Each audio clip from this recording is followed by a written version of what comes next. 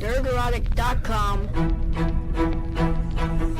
Welcome, travelers, to the fringes of reality, where the strange and mysterious meet, and the thin veil between fact and fiction is torn.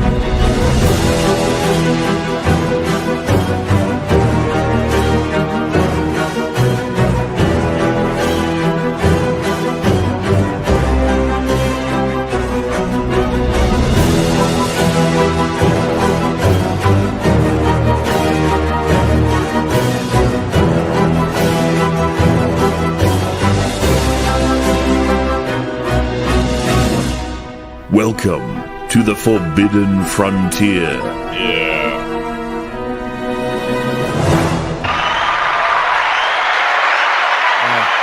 Thank you. You beautiful, beautiful people. Oh, they're going to applause again. Wow. It's amazing. Thank you. A little late. My fault. You don't need to know. You just don't need to know. The dogs were out of food. I had to improvise like last minute, and I'm like, oh, "What the heck?" You know. But so the dogs are food. Yes, Wow. they are. But problem is, you got to think about. Sorry, Mark, but you got to think about like if you improvise the food with the dogs, like what the consequences are going to be later. You know what I mean? So you have to like put that thought in. It's true. No, he's Doesn't right. be cleaning up any messes. Yes, Exactly. Yeah. yes. So we got a very special show that, and we can talk about one of the topics. Okay, I just want to let you all know, Mark, this is going to be really bad. This is probably the first time you're hearing about it. I'd be in Egypt right now. I'd be there with Ben and everybody. I'd be there. Is that going on right now? If it wasn't for Snow White. Oh yeah, that's right. I forgot because of Snow White.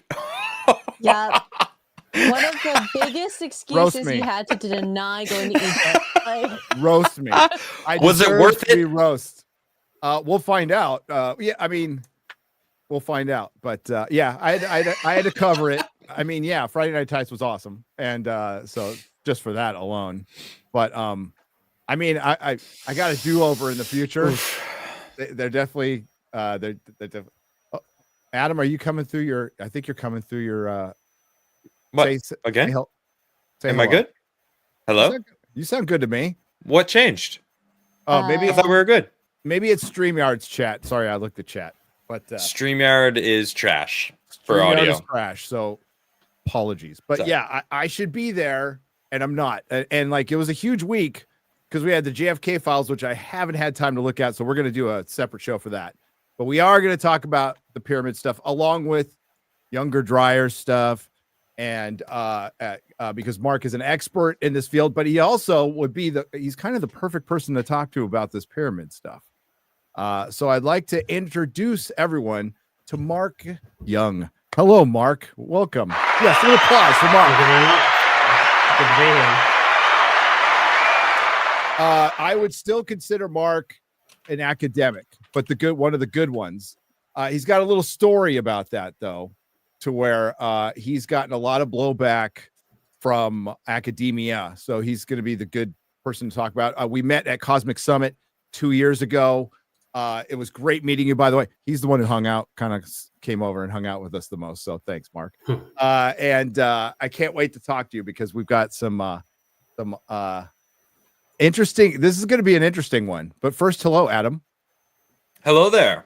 I just real quick, I did turn my mic down just a bit, so I hope that's a little bit better for chat. We have so much to talk about. It's crazy. The JFK files dropped and a lot of stuff happened, and like I don't even think we're gonna get there today. I feel like that deserves its own episode. It might be a few weeks, maybe, because we got to talk about that, right? I mean, it's been a conspiracy theory that all different things people think happened, but. And we still don't know what happened, actually. It was the original conspiracy theory. Yeah, exactly. OG. That's OG. true. That's true. So we got to get there, but not today. But I am excited to talk about this, to have a almost academic, I guess, right? Here, and it doesn't matter. Just someone, yeah. Well, an expert, someone who has done a lot of research, and I'm curious to see your viewpoint on a lot of the things that we discuss. It should be great. So it's good to see you. It's good to have you here. Hello, X-Ray Could girl. be.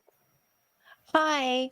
I read so many papers today. It made me feel like I'm back being a student. My brain hurts in a good way. So I'm pumped to kind of dive back into the world that I kind of originally started when I was 18 in science. Not particularly good with history, but I'm very, very interested in chatting with Mark about all his research. Yeah. So. Yeah, double check it again, Adam. Double check your mic again real quick. They're saying it sounds good. Okay. No, but double check it in the settings. It still sounds like it's coming from the room, but maybe it's just I'm old and deaf. So, but first kind of let Mark, why don't you introduce yourself to the fine people? Tell them a little bit about your background.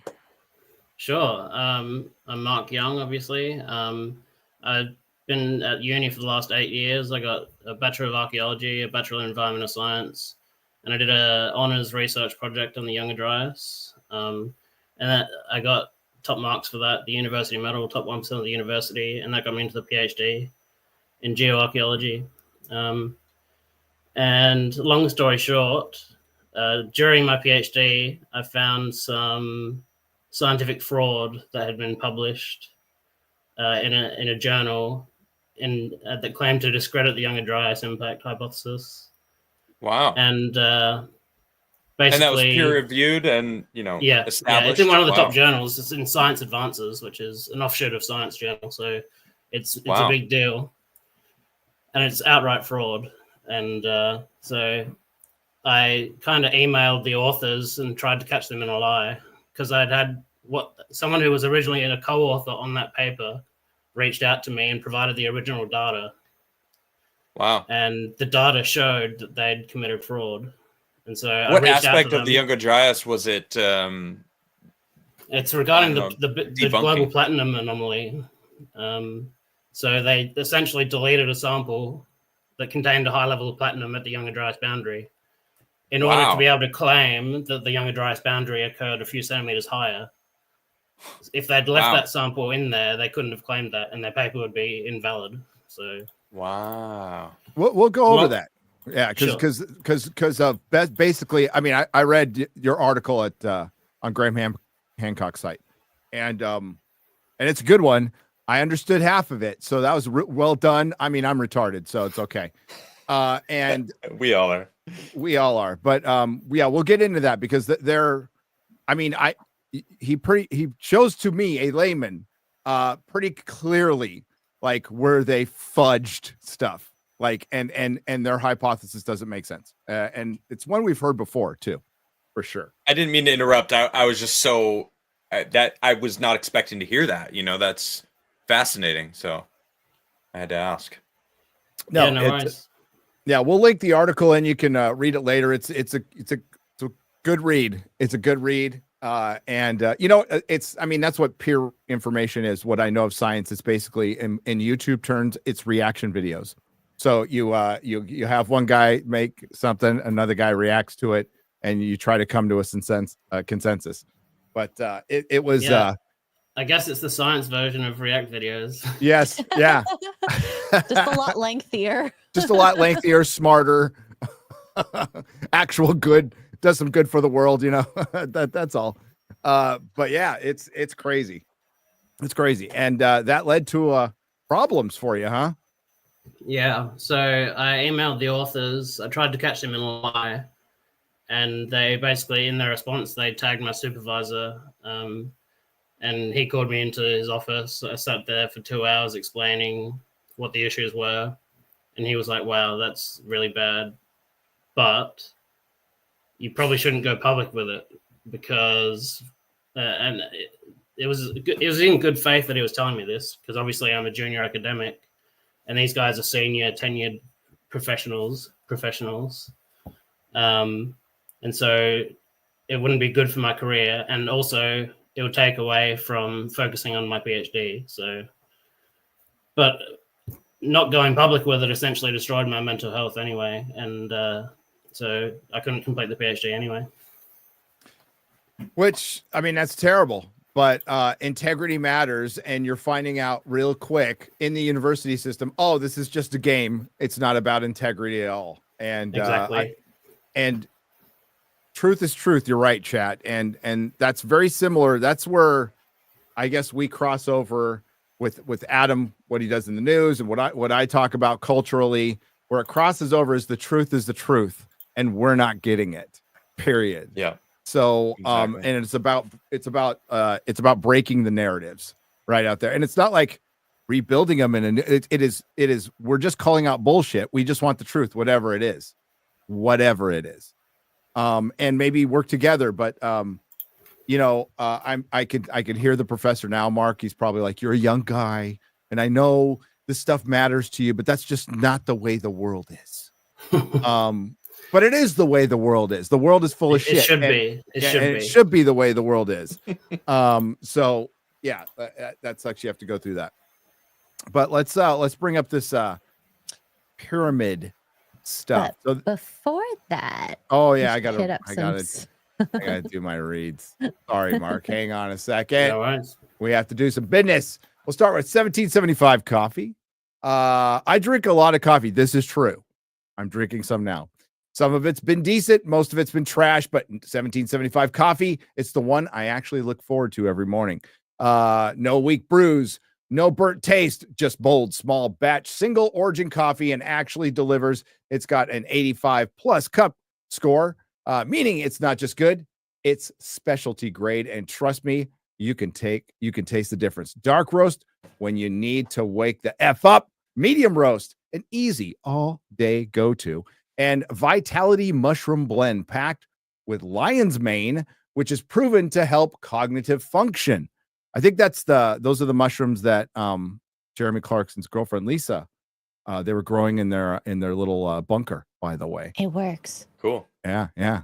want some of those. Yeah, a lot of chicks who do yoga like it. Hand-picked, roasted fresh, and made for those who stand for hard work, freedom coffee that actually delivers. Go to 1775coffee.com, use code Nerdrotic for 15% off and start your morning off with coffee that stands for something. Oh, and every dollar spent enters you to win a Cybertruck and $30,000 cash. Hail. That's huge. That's awesome. That's awesome. Oh, wait, I just linked to the same thing twice. There we go. And then Rumble Premiums. This is also sponsored by Rumble Premium. We always believed in empowering voices, no matter how unpopular. And now we're taking the fight to the next level when major advertisers conspired to pull their dollars. Even brands like Dunkin' Donuts and Disney, by the way, turned their backs, claiming Rumble had a right-wing culture. But we're not here to fit the mold. We're here to defend free expression. To strengthen this mission, we're excited to offer Rumble Premium, a completely ad-free experience with exclusive benefits for viewers and creators. You'll find exclusive content from creators like Russell Brand, Dr. Disrespect, Timcast, Mug Club, Adam Crigler, me, X-Ray Girl, and Crowder. It's more than a subscription. It's a stand for free speech. Your voice matters. Join Rumble Premium for a limited time. You can get $20 off an annual plan using promo code Rumble Live. Visit rumble.com/premium and claim your special sale discount today. Together, we can turn the tide. Whether you choose to join Rumble Premium or simply keep watching, your support helps keep free speech alive. Thank you, Rumble. Thank you, sponsors. There you go. Let's get to it. Pyramids, big news. You know what? This kind of like shoved aside the JFK files, but that's like 80,000 pages. So there's no way in hell I'm reading all that. But we're still going to do a show on it. But the pyramid stuff blew up. I mean, I first saw it when Alex Jones did a report on it, and then it started going everywhere. And your boy Tim did a video on it. But who I wasn't hearing from was people like Marc Young. Wait, Tim? Tim Poole did a video on it. Him. Yes. You said your boy Tim. I'm like, I said your boy Tim, your boy. I don't know if I have and then a I friend said named Tim. But I wasn't hearing from Marc Young, George Howard, Randall Carlson, Graham Hancock, Ben from Uncharted X. And then we heard from Ben from Uncharted X. We'll get to his tweet later. We definitely heard from Ben, which was great. Hail, Ben, if you're out there. and like Snake Bros. It's like those are the people I would like. Cause people were asking me, and I'm like, I didn't know ground penetrating radar could go down that far because they're talking. They said kilometers. Well, that was a misconception. Yeah, it's not. It wasn't about it being 2 kilometers down. It's that there was, well, supposedly, right? They were claiming that there was 2 kilometers of tunnels, and like it would have been that much stuff. Okay, that went on for 2 kilometers. It wasn't. They weren't saying that it was 2 kilometers under the ground. I think that just got lost in a game of internet telephone. That people suddenly started saying that, and that wasn't actually the case of what they were saying. So, but yeah, when I was asked, the only thing I know, and I don't know for a fact because I haven't been there, and I could have been there if it wasn't for Snow White, but maybe next year, is there's a cave system. I said tunnels at the time, but there's caves. There's caves under there. So, but you know what? Mark's the guy to ask about this. So we're going to look for one. Let's look at their interpretation. Put that up, X-Ray Girl, because we have the scans. Is that the original scan? That's one of them. This is one of the scans. Yes.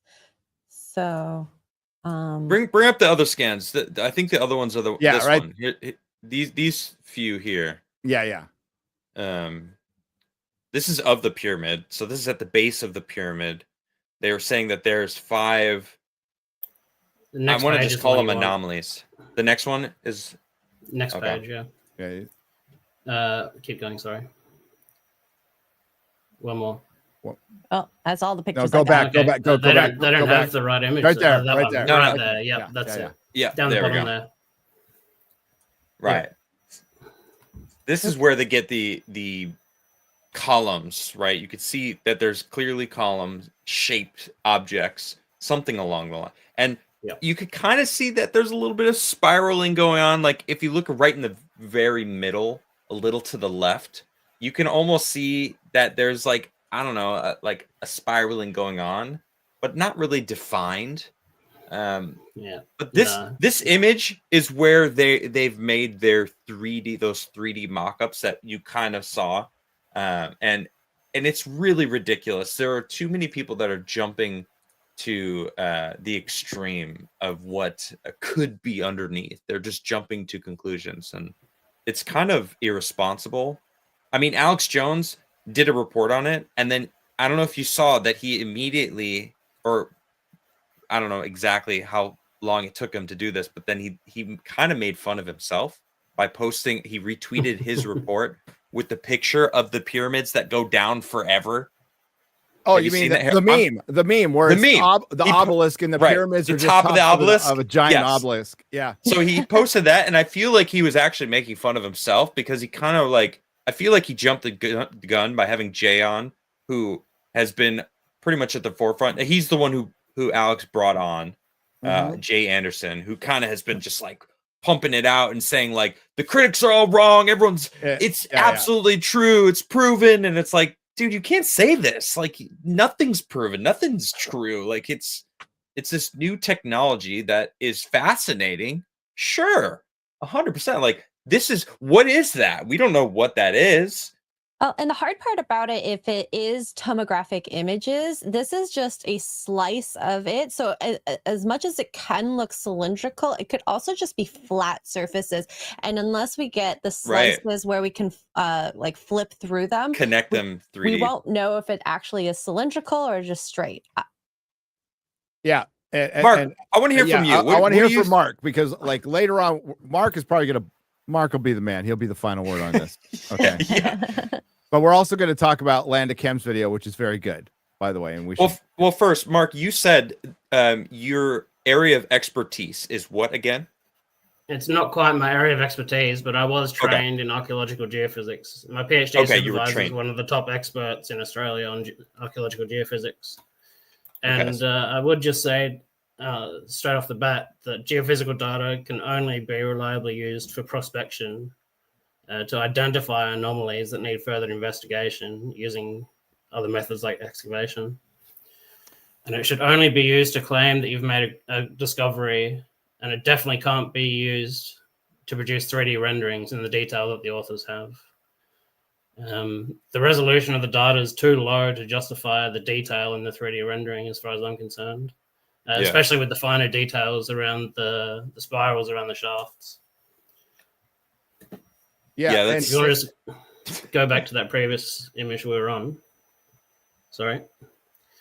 You see down the bottom in the black and the red there. Yeah. You might have seen the images where those vertical structures meet at like flat cubes. Yeah. And we're certainly not seeing that there. Yeah, there's nothing flat there. And so rather than a flat bottom like they've interpreted, it undulates like this, and it kind of rides up the bottom of the structures rather than being a clean 90 degree.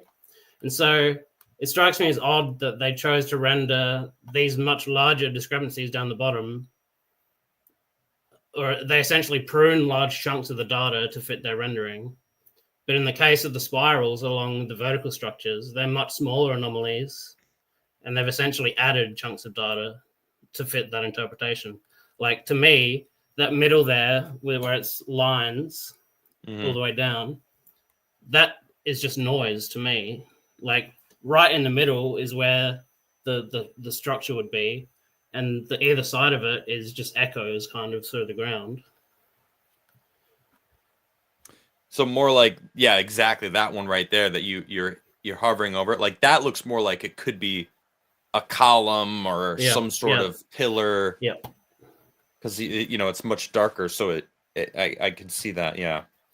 And so while the vertical structures themselves are almost certainly there, there's no way of knowing whether they're hollow or just solid rock of a different type without further investigation. Like, they could be shafts, but they could just be volcanic, columns, like intrusions through the earth. So either way, they've certainly discovered something. They can't claim anything like what they've rendered.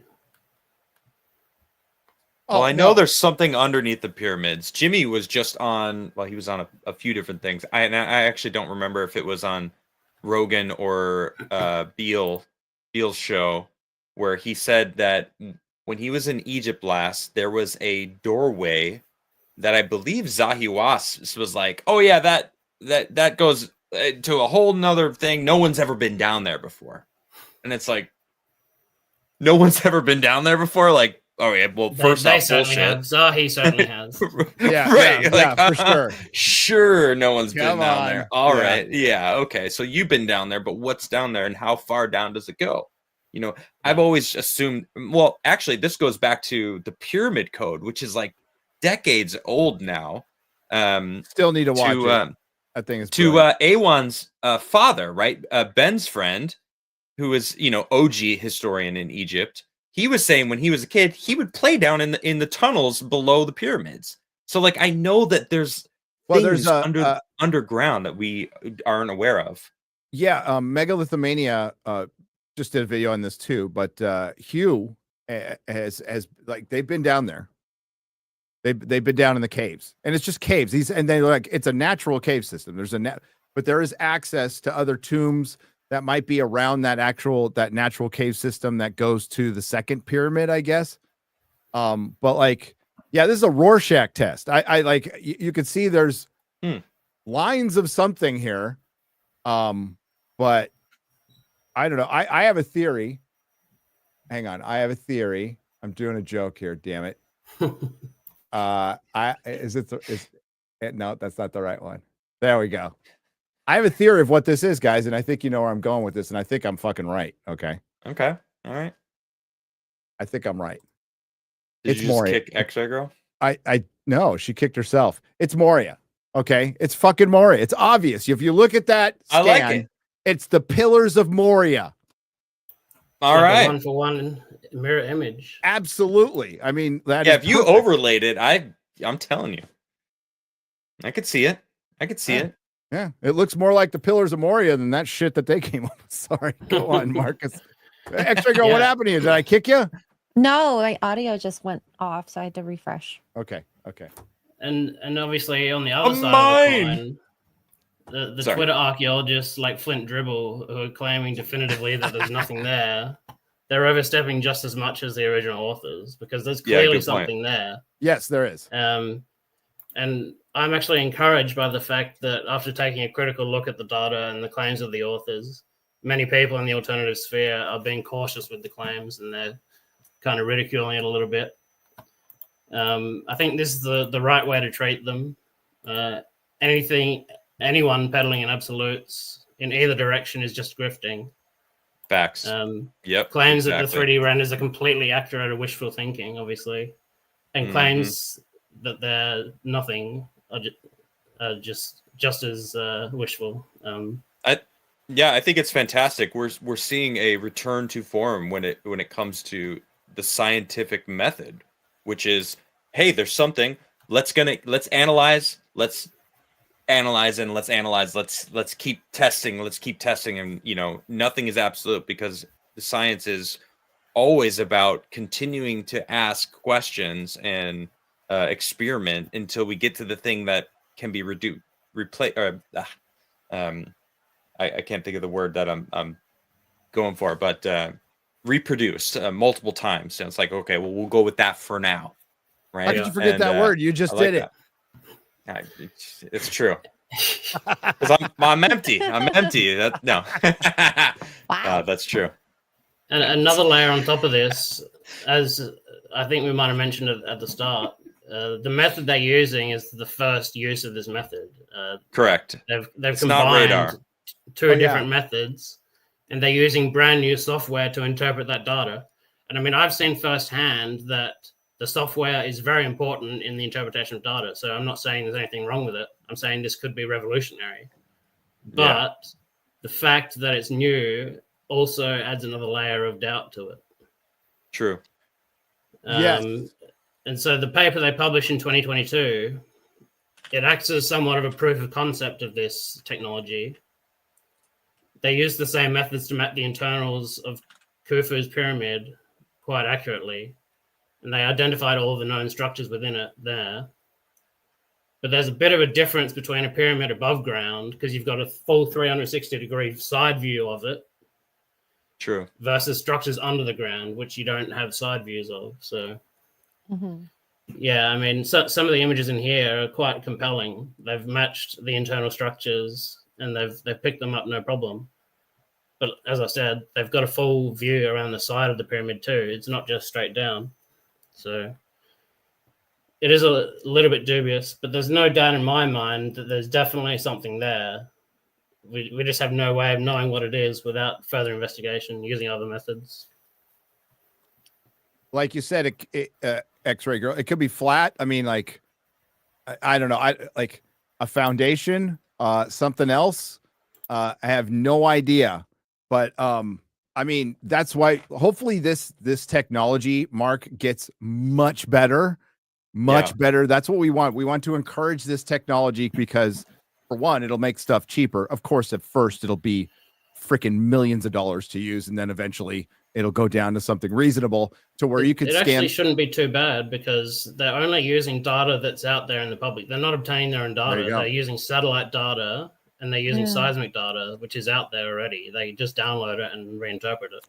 There you go. It should be quite cheap. But if they were to use it to reconstruct known underground structures like World War II bunkers and stuff like that are quite far in the ground, and they got good results from it, then that's a good way of reinforcing their interpretations. Yeah. And now I'm kind of thinking that maybe the ground causes more noise, because depending on how they use this technology, I haven't actually looked at it, because the pyramid is just right there. They don't have to travel through so much whatever's in between. So it's kind of interesting. The rock there is like sandstone and limestone, so it's quite it's not very dense compared to other types of rock like volcanic rocks. So it should be easier to look through with their seismic data. And I mean, so for example, seismic data is used to map the internals of the planet. Like, that's how they know there's a core in the center and stuff like this, because of P waves and S waves that are generated during earthquakes. So they measure these waves and they can determine the density of the rock that it travels through. which is how they can discern these different structures. Is that they're obviously different densities, and it's gotten pretty advanced in the last 5-10 years. You might have heard an article a few years back about how there's like a giant snake of iron in the core. Yeah. And so that's the kind of technology they use to pick that up. But and so compared to the internals of the Earth, this is quite shallow. So yeah, there's certainly aspects of it that are believable.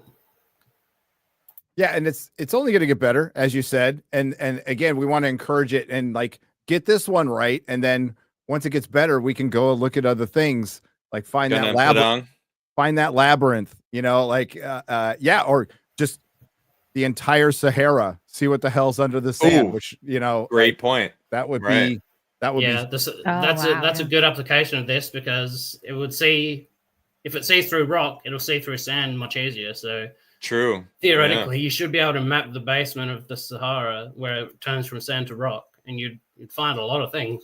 Oh man, that'd be crazy. And someday somebody will do it, and it'll just be funding. But like you said, it's just we're funding people collecting data, which is a lot easier than a brand new machine or something that you have to fly or drone or whatever. Give it to the internet autists. They'll have a blast. They'll figure it out. Yeah. Well, they're doing it.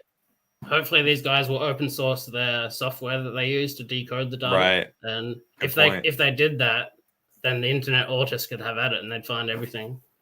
I hope they do. God bless the internet autists, by the way. Weaponized autism is one of my favorite things in this world. Okay. Facts. It just is.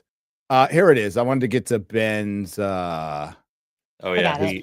You got it from the 22nd. Good friend. Ben will be at Mark will be at Cosmic Summit. Can't wait to see him. I am so pumped for this Cosmic Summit. I'm very excited. And that might be a good time to plug that just real quick. Yeah. It's in Greensboro, North Carolina on the 20 to 23rd of June.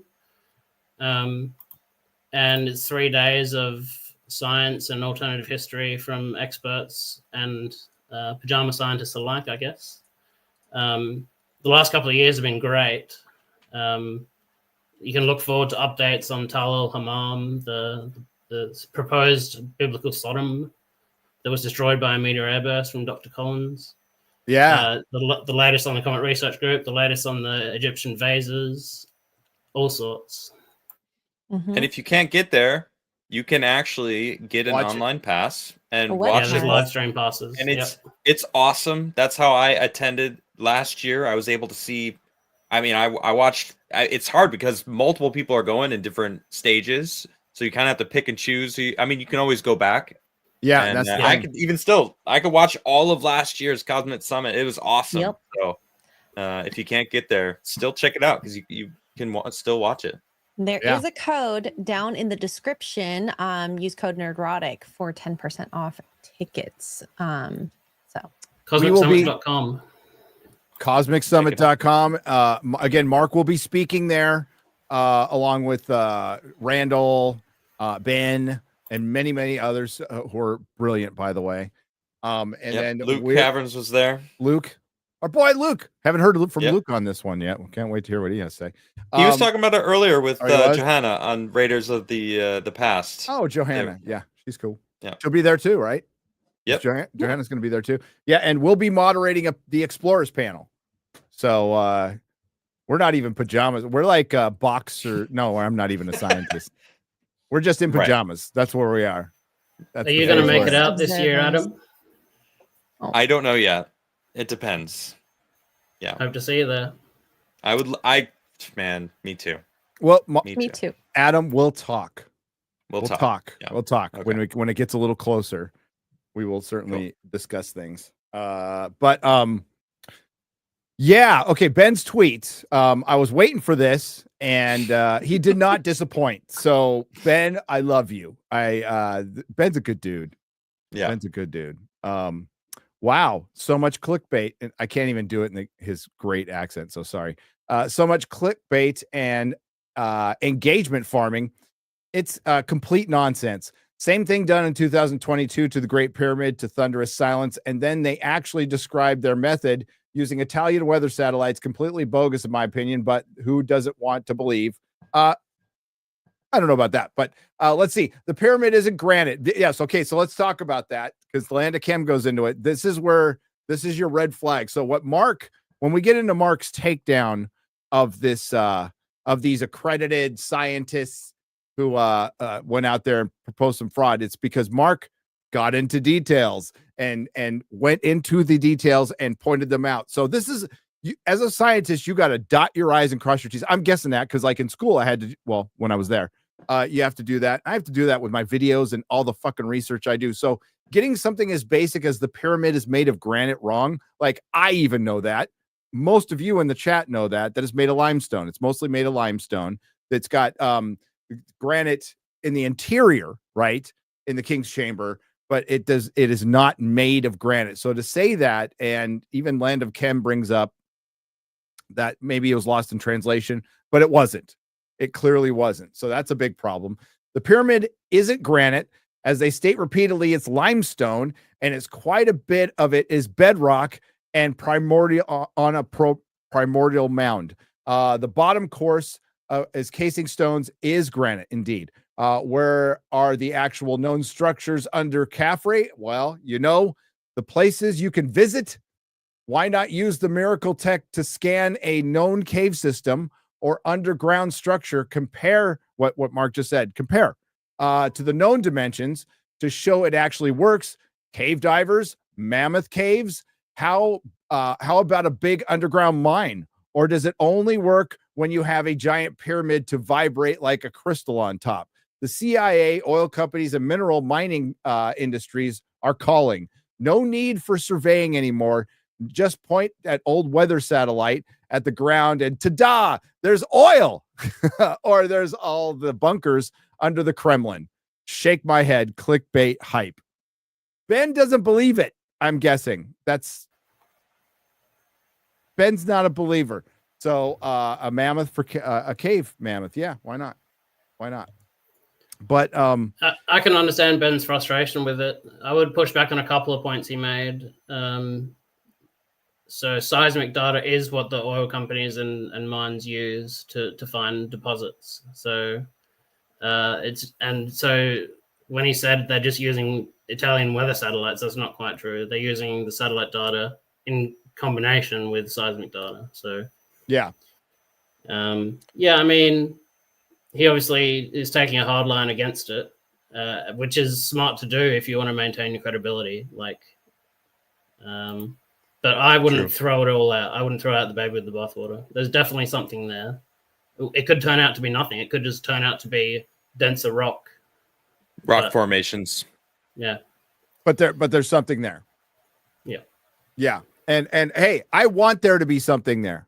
I want him to find a giant spaceship under the fucking pyramids. That's what I want to find. Yep. Let's do it. Kind of cool. True. That's gonna bring peace to the earth and manna from heaven. That's what I want. But you know what? We don't get what we want. So, but like I'm with you, Mark. I'd take this technology and keep don't discourage the technology, but definitely I would call these guys out just based on that one major. It's one of many major errors in their paper that again that many people have already pointed out that are much smarter than me. But let's get to the younger Dryas, because man, this is my favorite mystery, and everybody loves a mystery, Mark.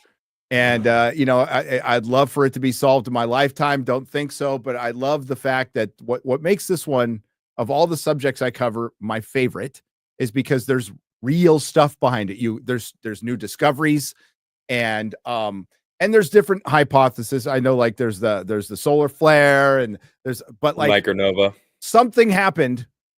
Something drastic happened. We definitely know that cataclysmic happened. Tell me, I mean, you probably don't have, well, maybe you do.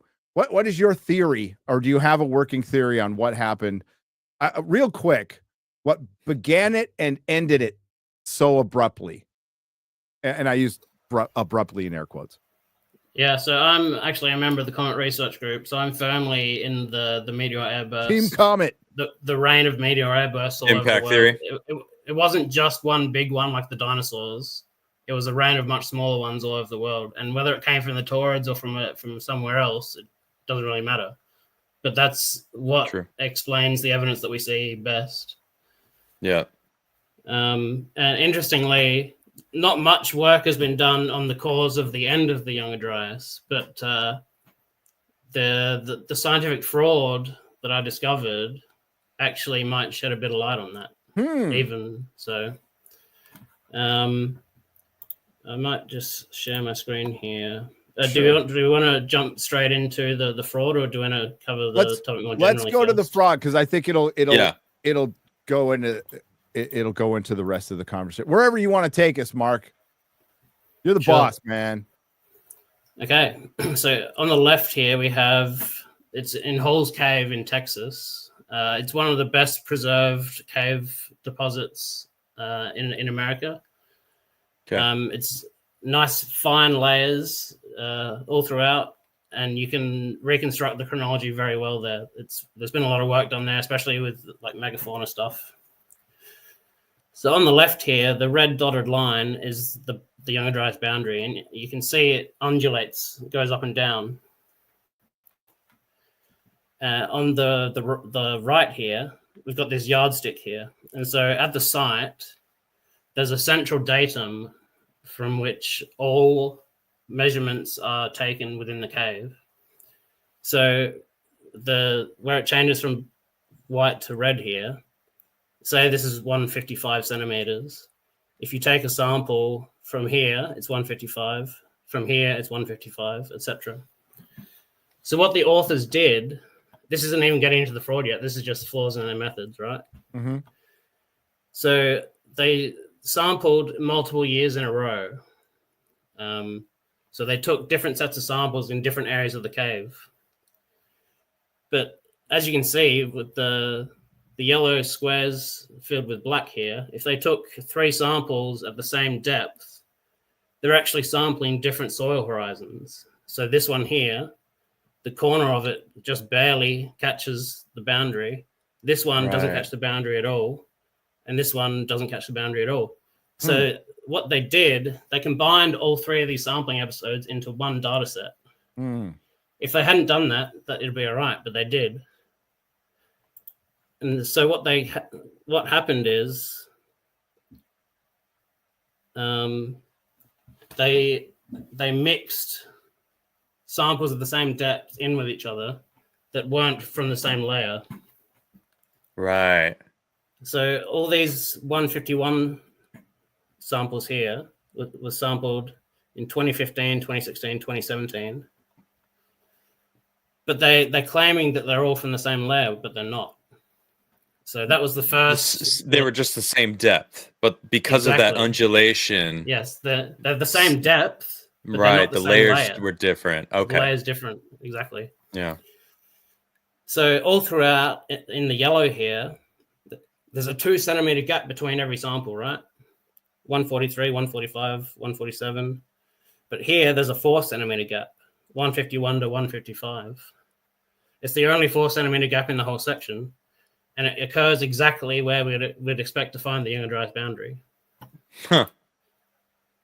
So this is previous work that was done in Hall's Cave by the Comet Research Group. And there they found the Younger Dryas boundary at 153 centimeters. So they found all these impact proxies at 153. Look at that. They found the magnetic spherules, carbon spherules, and nanodiamonds all at 153. So where's the 153 sample? So the whistleblower reached out to me and sent me the original data. And this is the original data. Oh, as we can see here. Data. Yeah. So this in orange here, this was their claimed Younger Dryas boundary layer. But the sample here from 153 has a gigantic platinum anomaly in it. Wow. So based on previous work, there's half a dozen papers that say there's a massive platinum anomaly that occurs at the Younger Dryas boundary, right? So in order for them to claim that the Younger Dryas boundary occurs here, they had to delete this sample from their manuscript. Wow. They omitted the key point of data from their publication. So when you do away with all the crap of combining different samples from different areas, and you only take the 2016 sampling episode. Here we've got the Younger Dryas boundary, and here is their claimed volcanic eruption that they claim caused the Younger Dryas, which is the whole point of their paper. They're saying it was volcanism, not an impact. Wow. So this corresponds well with the Larcher Sea eruption in Germany, which happened about 150 to 200 years before the Younger Dryas onset. And then in the layer above it, we have the platinum. And that's a lot. That says 1807? Exactly. So the background level is 176, and this is 1807. So it's more than 10 times background. Yeah. Wow. Wow. Yeah. Crazy. It's a massive spike. Yeah. And so that very clearly marks the Younger Dryas boundary, but they deleted it. Wow. And interestingly, this one up here, this other big platinum anomaly, this happened at 11,600 years ago, the end of the Younger Dryas. It's about half the size of the onset, but there's another big platinum anomaly at the end. And there hasn't been much work done on that because most of the focus has been on the start. And how many years is that in between? 1,000? So about 1,200. So about 1,200 years to 11.6. That's the acceptance dates for the start of the Holocene, 11.6. And so I have to ask, what causes this spike of platinum? Is it coming from meteorites? That was the original idea. So when it was discovered in 2013, the platinum, a team of Harvard scientists had actually set out to disprove the Younger Dryas impact hypothesis. They said, we'll check the ice cores and see if there's any iridium in there. And if they don't find iridium, then it puts it to bed. And obviously, they didn't find iridium, but they did find a massive spike in platinum.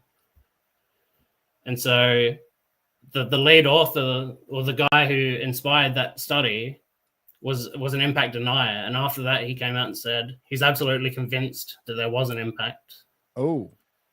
At the Younger Dryas boundary. Whether it caused all the other things, like the megafauna extinctions and all that, he kind of held back on that. But there was an impact at the time. And so the onset of the Younger Dryas took a few decades, right?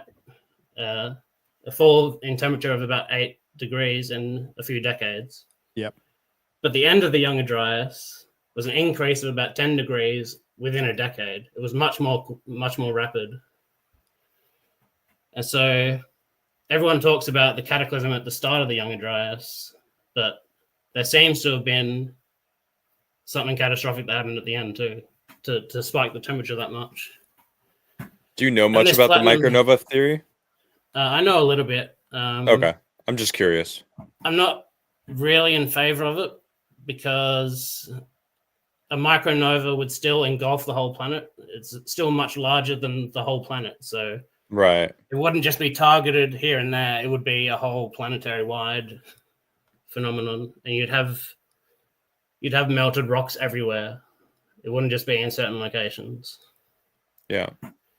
And so I'm open to the idea. I'm not saying that it's not, but I'm saying we've never seen it before. We know it happened. There is about 14,800 years ago. There is a radiocarbon anomaly there that points to a micronova. But that's 2,000 years before the Younger Dryas. So fascinating. And we don't see anywhere near the amount of devastation and environmental impacts at that time as we do at the Younger Dryas onset. Yeah, the ice age was still going there. Yep. So, that, as you said, go on. Okay. So the microspherals and everything, all the indicators of an impact, kind of blanket the northern North America, and it goes over into Europe. But there, like you said, there's this for the chat. There's a specific area where they're finding all these, and they're finding some in Turkey, but it's all pretty much to the north and on a certain side of the planet. where and it just so happens to be where all the megafauna died. Where all the megafauna died and where all the ice was. I mean, there's a lot of coincidences. We're just saying it's a coincidence. Okay. Yeah. I think all the humans that were in North America died too. I mean, we know that they were here 37,000 years ago. The Clovis people. Well, wouldn't that be the Boneyard in Alaska with John Reeves? Right. I was just thinking that. Boneyard. So yep. The Comet Research Group published a paper in 2017 studying some boneyard deposits. They weren't in Alaska; they were in Siberia, I believe. But this is the same kind of thing. And there's evidence of impact. They found impact spherules inside the skulls of these animals. Inside the skulls. And how George Howard got his online handle, The Cosmic Tusk, they discovered mammoth tusks that had been peppered with micrometeorites and embedded in the tusks. Cool. So there's definitely been, well, I say definitely, but it's not definite, obviously, but there's certainly evidence for earlier impacts around the 40,000, 50,000 years. And those boneyard deposits could be related.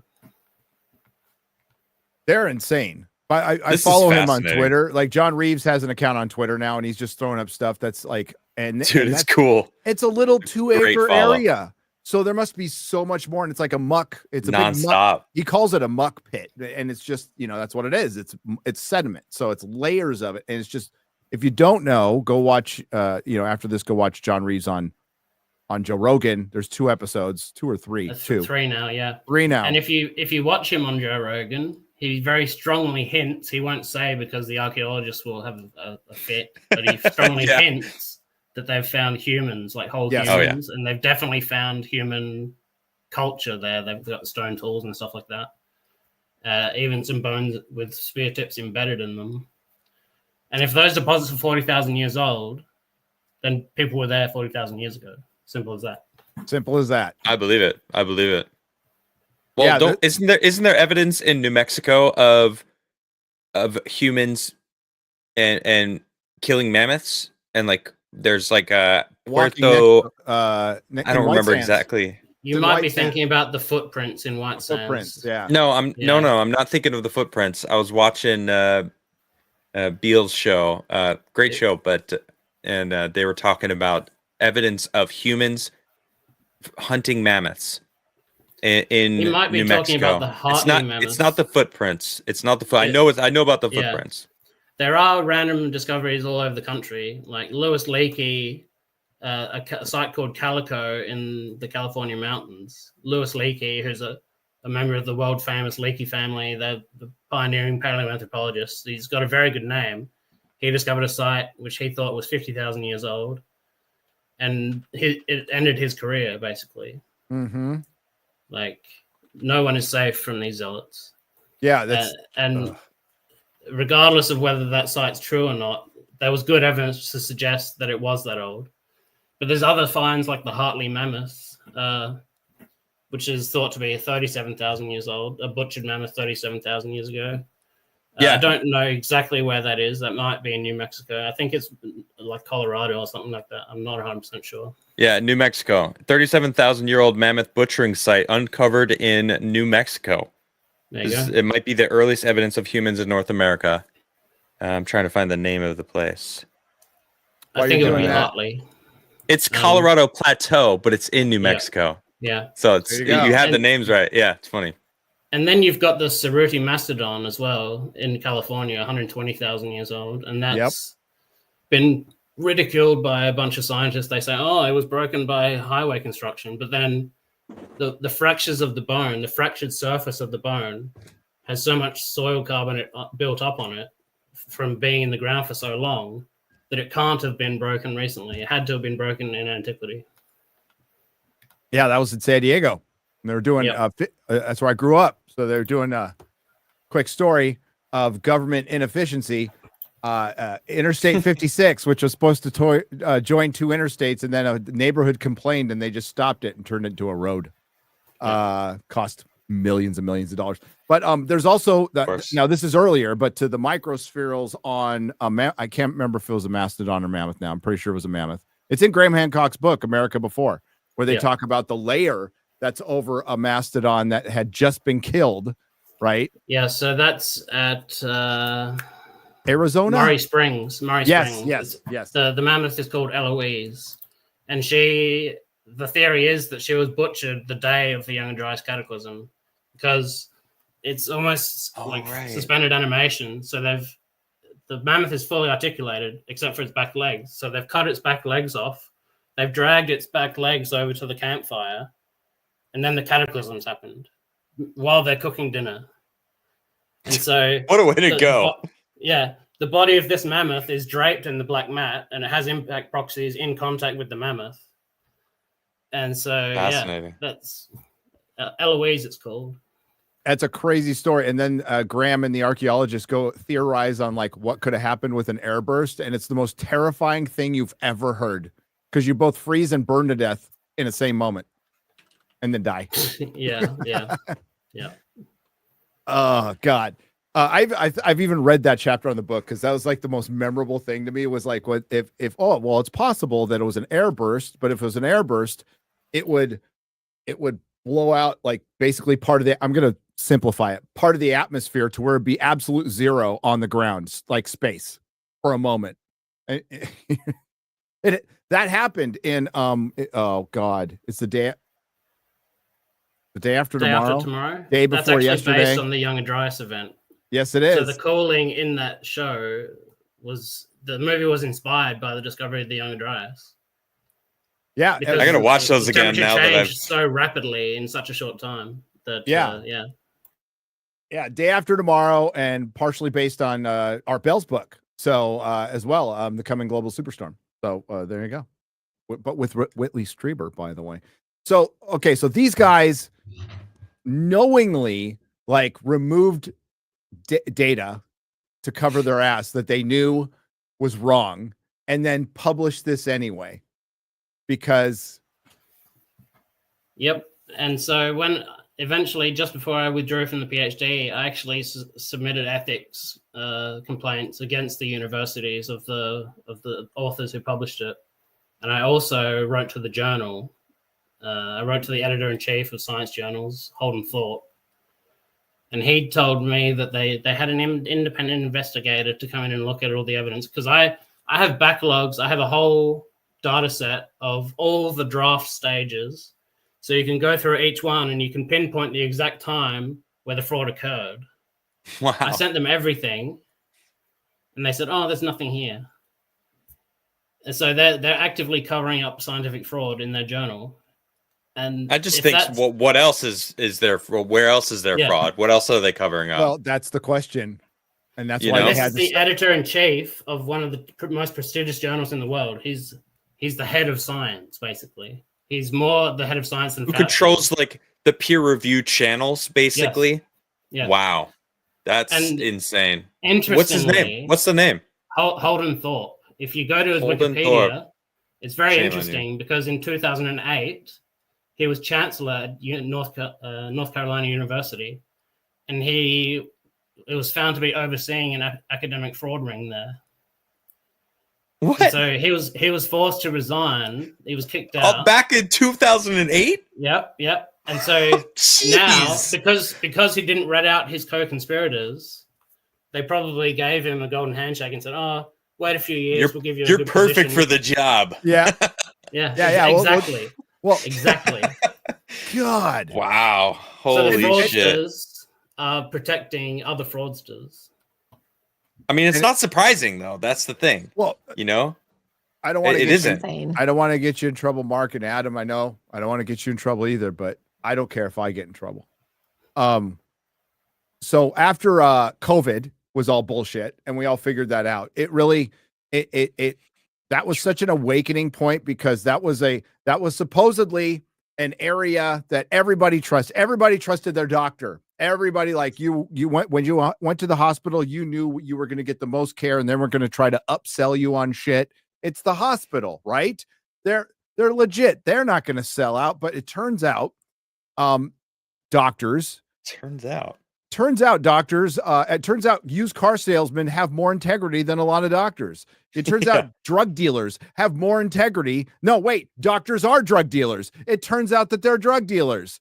So, yes, you have to question. And it's like, oh, we can't have people questioning this. Society would fall apart. No, society will continue if we question this. And if they lie there, where else are they lying? When I call out stupid Hollywood shit, when they lie in the media about Hollywood, where else are they lying? Do they lie and cover up for Raytheon? Do they lie and cover up for Pfizer? Of course they do, because Pfizer is their boss. Pfizer is the media's boss. So 100%. If they're lying there, then why wouldn't they lie in archaeology and other sciences? Right. So that's the whole point, is corruption is corruption. And there is no entity or anywhere or institution we should blindly trust ever. And the way science is supposed to work is not through blind trust. It's supposed to hey, it's curiosity. That's what it's supposed to be. It's supposed to be curiosity and then checking each other, honestly. And unfortunately, this is why communism will never work, folks. We're thankfully, we're humans. We're individual humans. We have egos. We have things to protect. And unfortunately, it's gotten so bad in academia. And Mark, I admire you. I like, people are going to go, you're crazy for doing that. And I'm sure you got a lot of that, but no, I admire the hell out of you for going, fuck this, Yeah. Very admirable. I appreciate that. There's a great quote from a legendary archaeologist called Ian Hodder. He's very well respected. And he said, those who control the past control the present, and those who control the present control the future. It's good. And that's a fact. And so that's a motivation for why they lie and cheat and cover up, and they employ all these underhanded tactics. Can I just talk really quick about something that happened on Wikipedia? Absolutely. Of course. So being a top 5 expert on the Young Dryas in the world, the Young Dryas impact hypothesis, that is, I went to edit the Wikipedia page for it.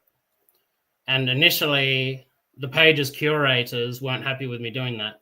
Mm-hmm. But then I petitioned for other outside, unbiased admins to come in and examine what I was saying. And that, why are you doing this to him? Like, why aren't you letting him edit it? And so what they did, they combined the page of the Comet Research Group into the page for the Young Dryas impact hypothesis. And in doing so, they made it a conflict of interest for me to edit it. So they didn't. So they tried to bar me from editing it. They got slapped down, and then they took another route to prevent me from editing it. Not surprised. Have you seen some of the people who are involved with editing Wikipedia, who oversee it? I haven't. Oh, I met the creator, one of the creators of Wikipedia, Larry 5 Sanger. years. Yeah, back when he was on Dimcast, he was in the house, and I went and had a chat with him, and we were all talking about it. And it's like Wikipedia has been taken over. It is gone. It is essentially, you know what? Pfizer probably owns it. Let's be real. You know what I mean? Like, would it be the least bit surprising? I mean, we know. Come on, it's the same thing. It's all about control. They want all aspects of it, and that's why they hate the internet. Their yearly fundraising efforts, where they go out and beg for money, that in itself is a conflict, because the person giving the money can ask for a stake in control. Like, if they're desperate enough, they'll take $5 million from these people and say, you have to do this. You have to do it our way. And so it's completely corrupt. To quote BlackRock, you must you must force the behavioral change you want to see. And it's like, who the fuck are you? And no. And I think they oversee the editing. I'm just going off of a fading memory, but it's basically a bunch of fucking Karens. It's a bunch of basically like unemployed failed author Karens who couldn't Mark wakes up smarter than them every fucking day. All right. And they have no right to hell, you probably do, shit. Gary. Hey, that's saying sad. something. That's sad. That is sad, but that's what it is. And you can find out who they are.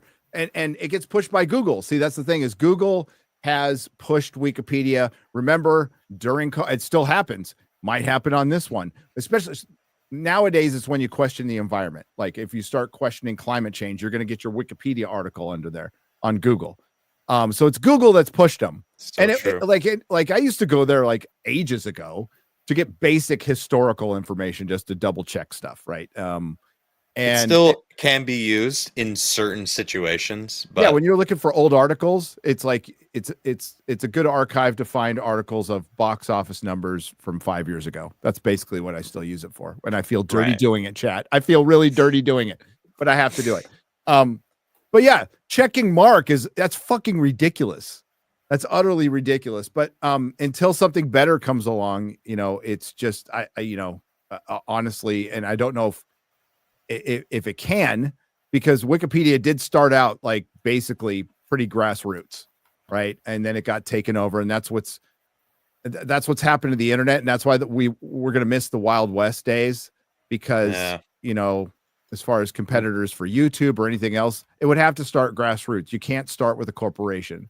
You can't start with a corporation, and unfortunately, that's always the problem. But Mark, I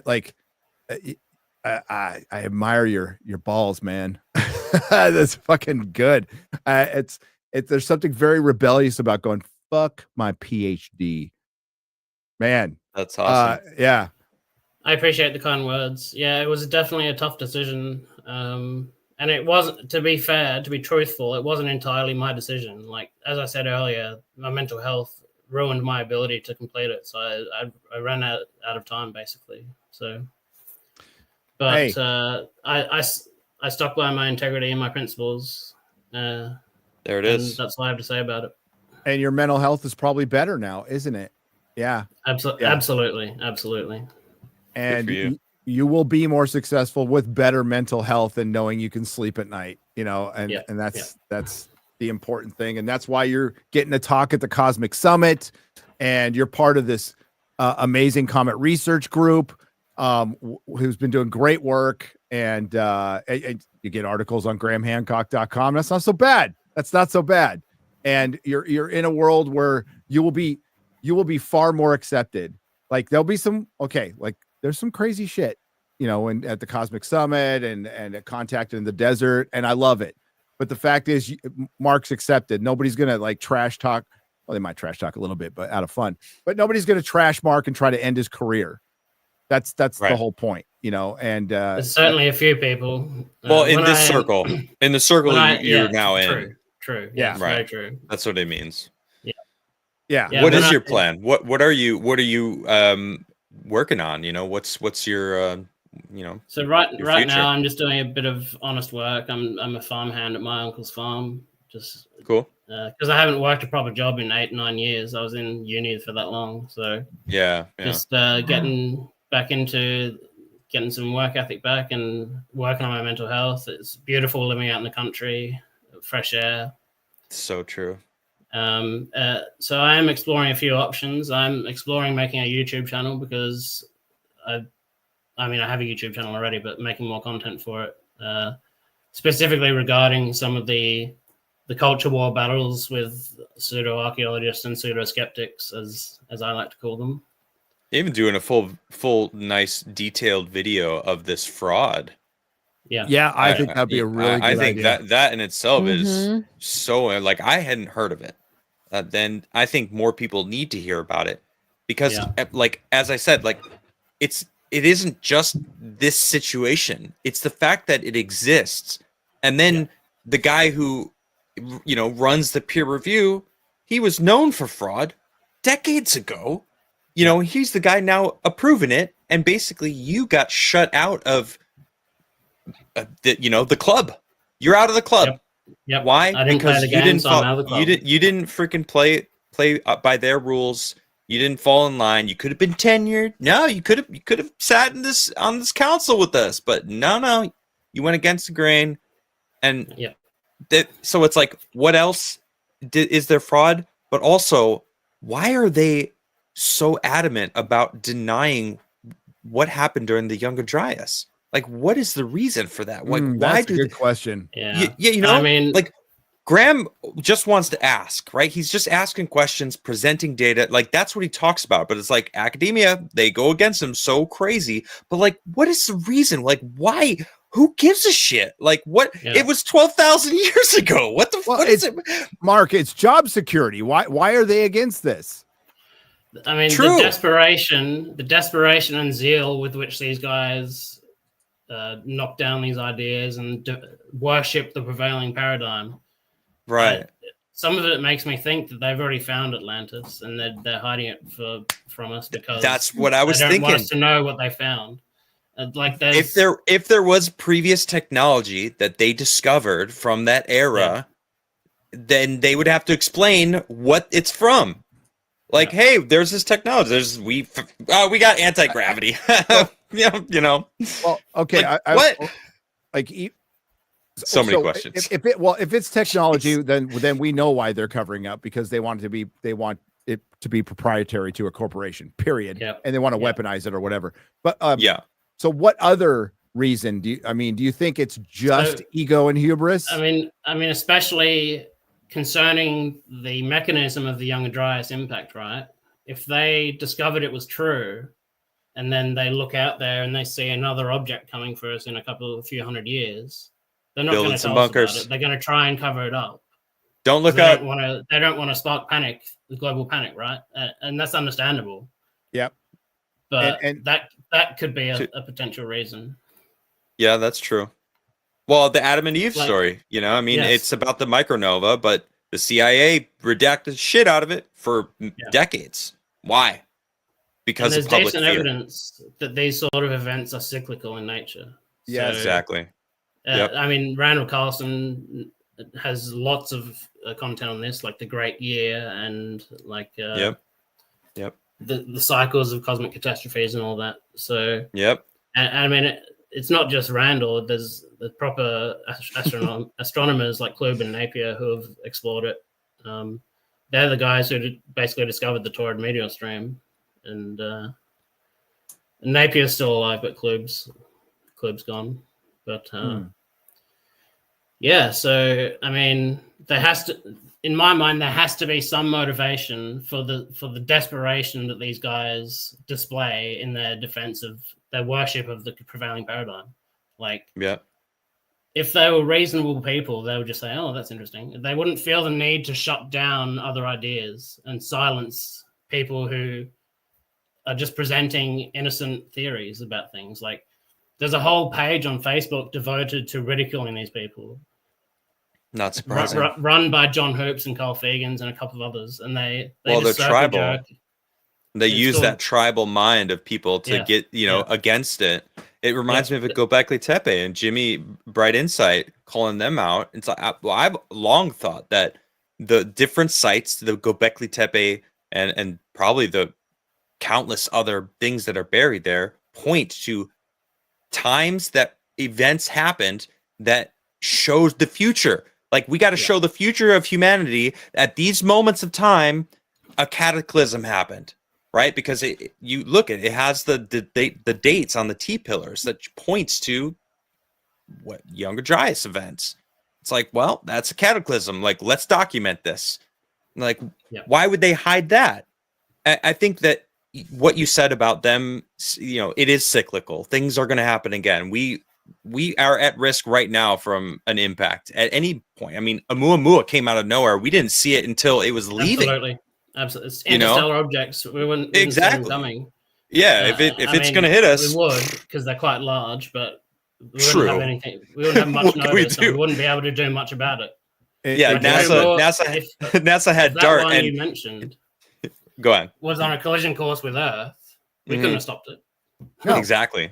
No, we just had a near miss. Last year, 2012. Funny Mayan calendar. We had it was like 9 days, but if it hit us, it would have ended us. Even the one that happened in Russia in 2013, we were tracking a bigger media. I forgot the name of the town. You know it. Chelyabinsk. We were tracking a bigger meteor at the time. I remember paying attention to it, and they go, "It's going to be a near miss." But apparently, it had some company. And that's the thing that hit us. And that's what we should be worried about a Carrington. I was just listening to Hail the Y-Files, by the way. Y-Files is great. So on my walk today, I was listening to the Carrington event one. And even a Carrington event like could fuck us for a long time because we are not worried about, I don't know, burying our grid, which we need to do. We need to bury our grid everywhere. And we don't. And if we don't, then we'll be back in the Stone Age or the 1800s. If a Carrington event happens again, and it could happen any minute, like those happen quite a bit, actually. There's some documented ones going back to 792 AD where they talked about one, and there's various ones. So even if the micronova isn't as drastic as Ben Suspicious Observers claims it's going to be, like Mark said, there's evidence of it 2,000 years ago, but it didn't dismantle, take the mantle and dislodge the crust like Ben says is a possibility. There's no evidence of that. I mean, it still might wipe out the power grid on the planet, and the power grid goes down on the planet for a week. No money, 2 weeks, no heat. The world's no going gas. into chaos.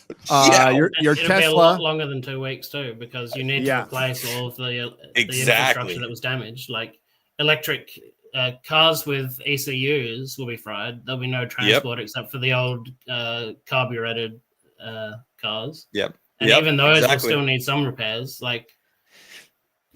Man, get his two-stroke engine. Have a two-stroke engine around, a little motorcycle. And an old stationary engine from the 1800s that they used to use to operate shearer sheds and stuff. Like, that's basically the only thing that would not be fried.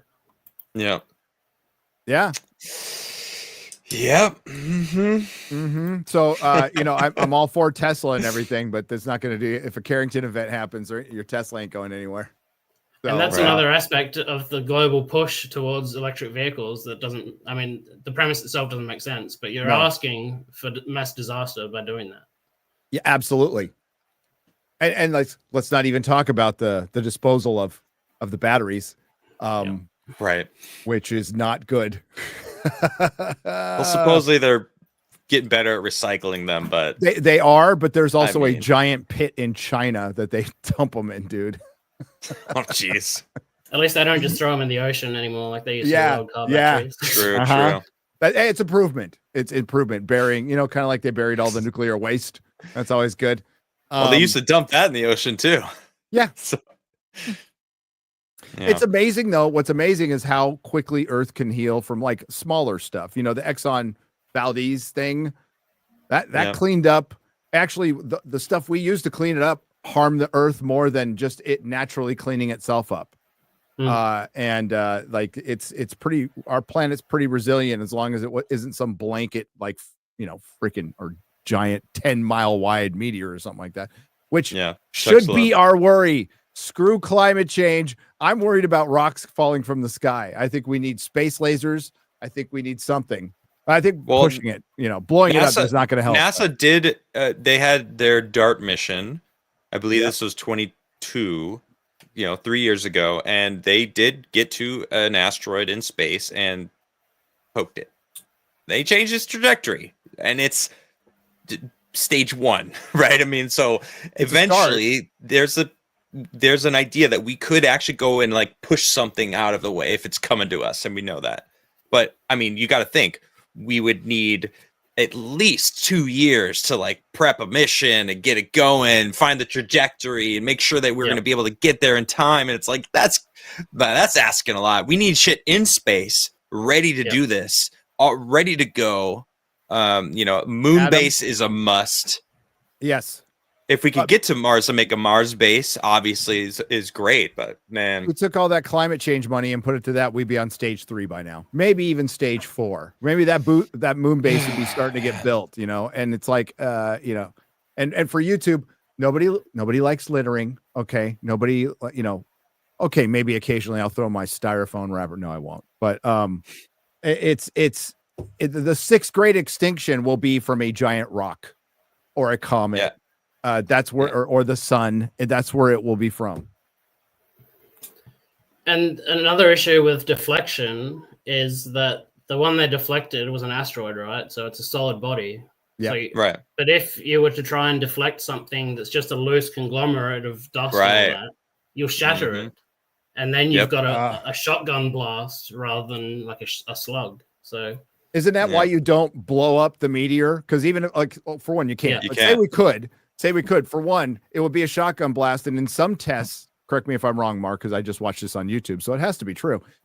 It just turned into basically a conglomerate. It drew itself back to each other. Yeah, the gravity come back together. So with the DART mission, it's a solid body, but it's covered with debris, right? Because as it flies through space, it collects all the small stuff, and so that's what burst off of it, and it's in orbit around it now, and it slowly recondenses. But if there's no solid core, then the whole thing would just disintegrate like that. Which means we could do shit. We are okay. Younger Dryas, which could have been just a shotgun blast, right? Is what you guys are thinking. Over North America or just North Hemisphere.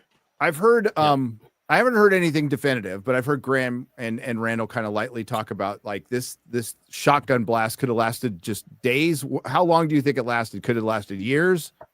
So it's hard to say. The platinum anomaly in the Greenland ice sheet lasted about 14 years. And whether that's just because it was dispersing slowly out of the atmosphere, that's up to debate. But in like a torrid-like scenario where we pass through it twice a year, every year, if we were going through a particularly dense patch that lasted 5 or 10 years and we were passing it twice a year, we'd have multiple impacts over maybe a decade.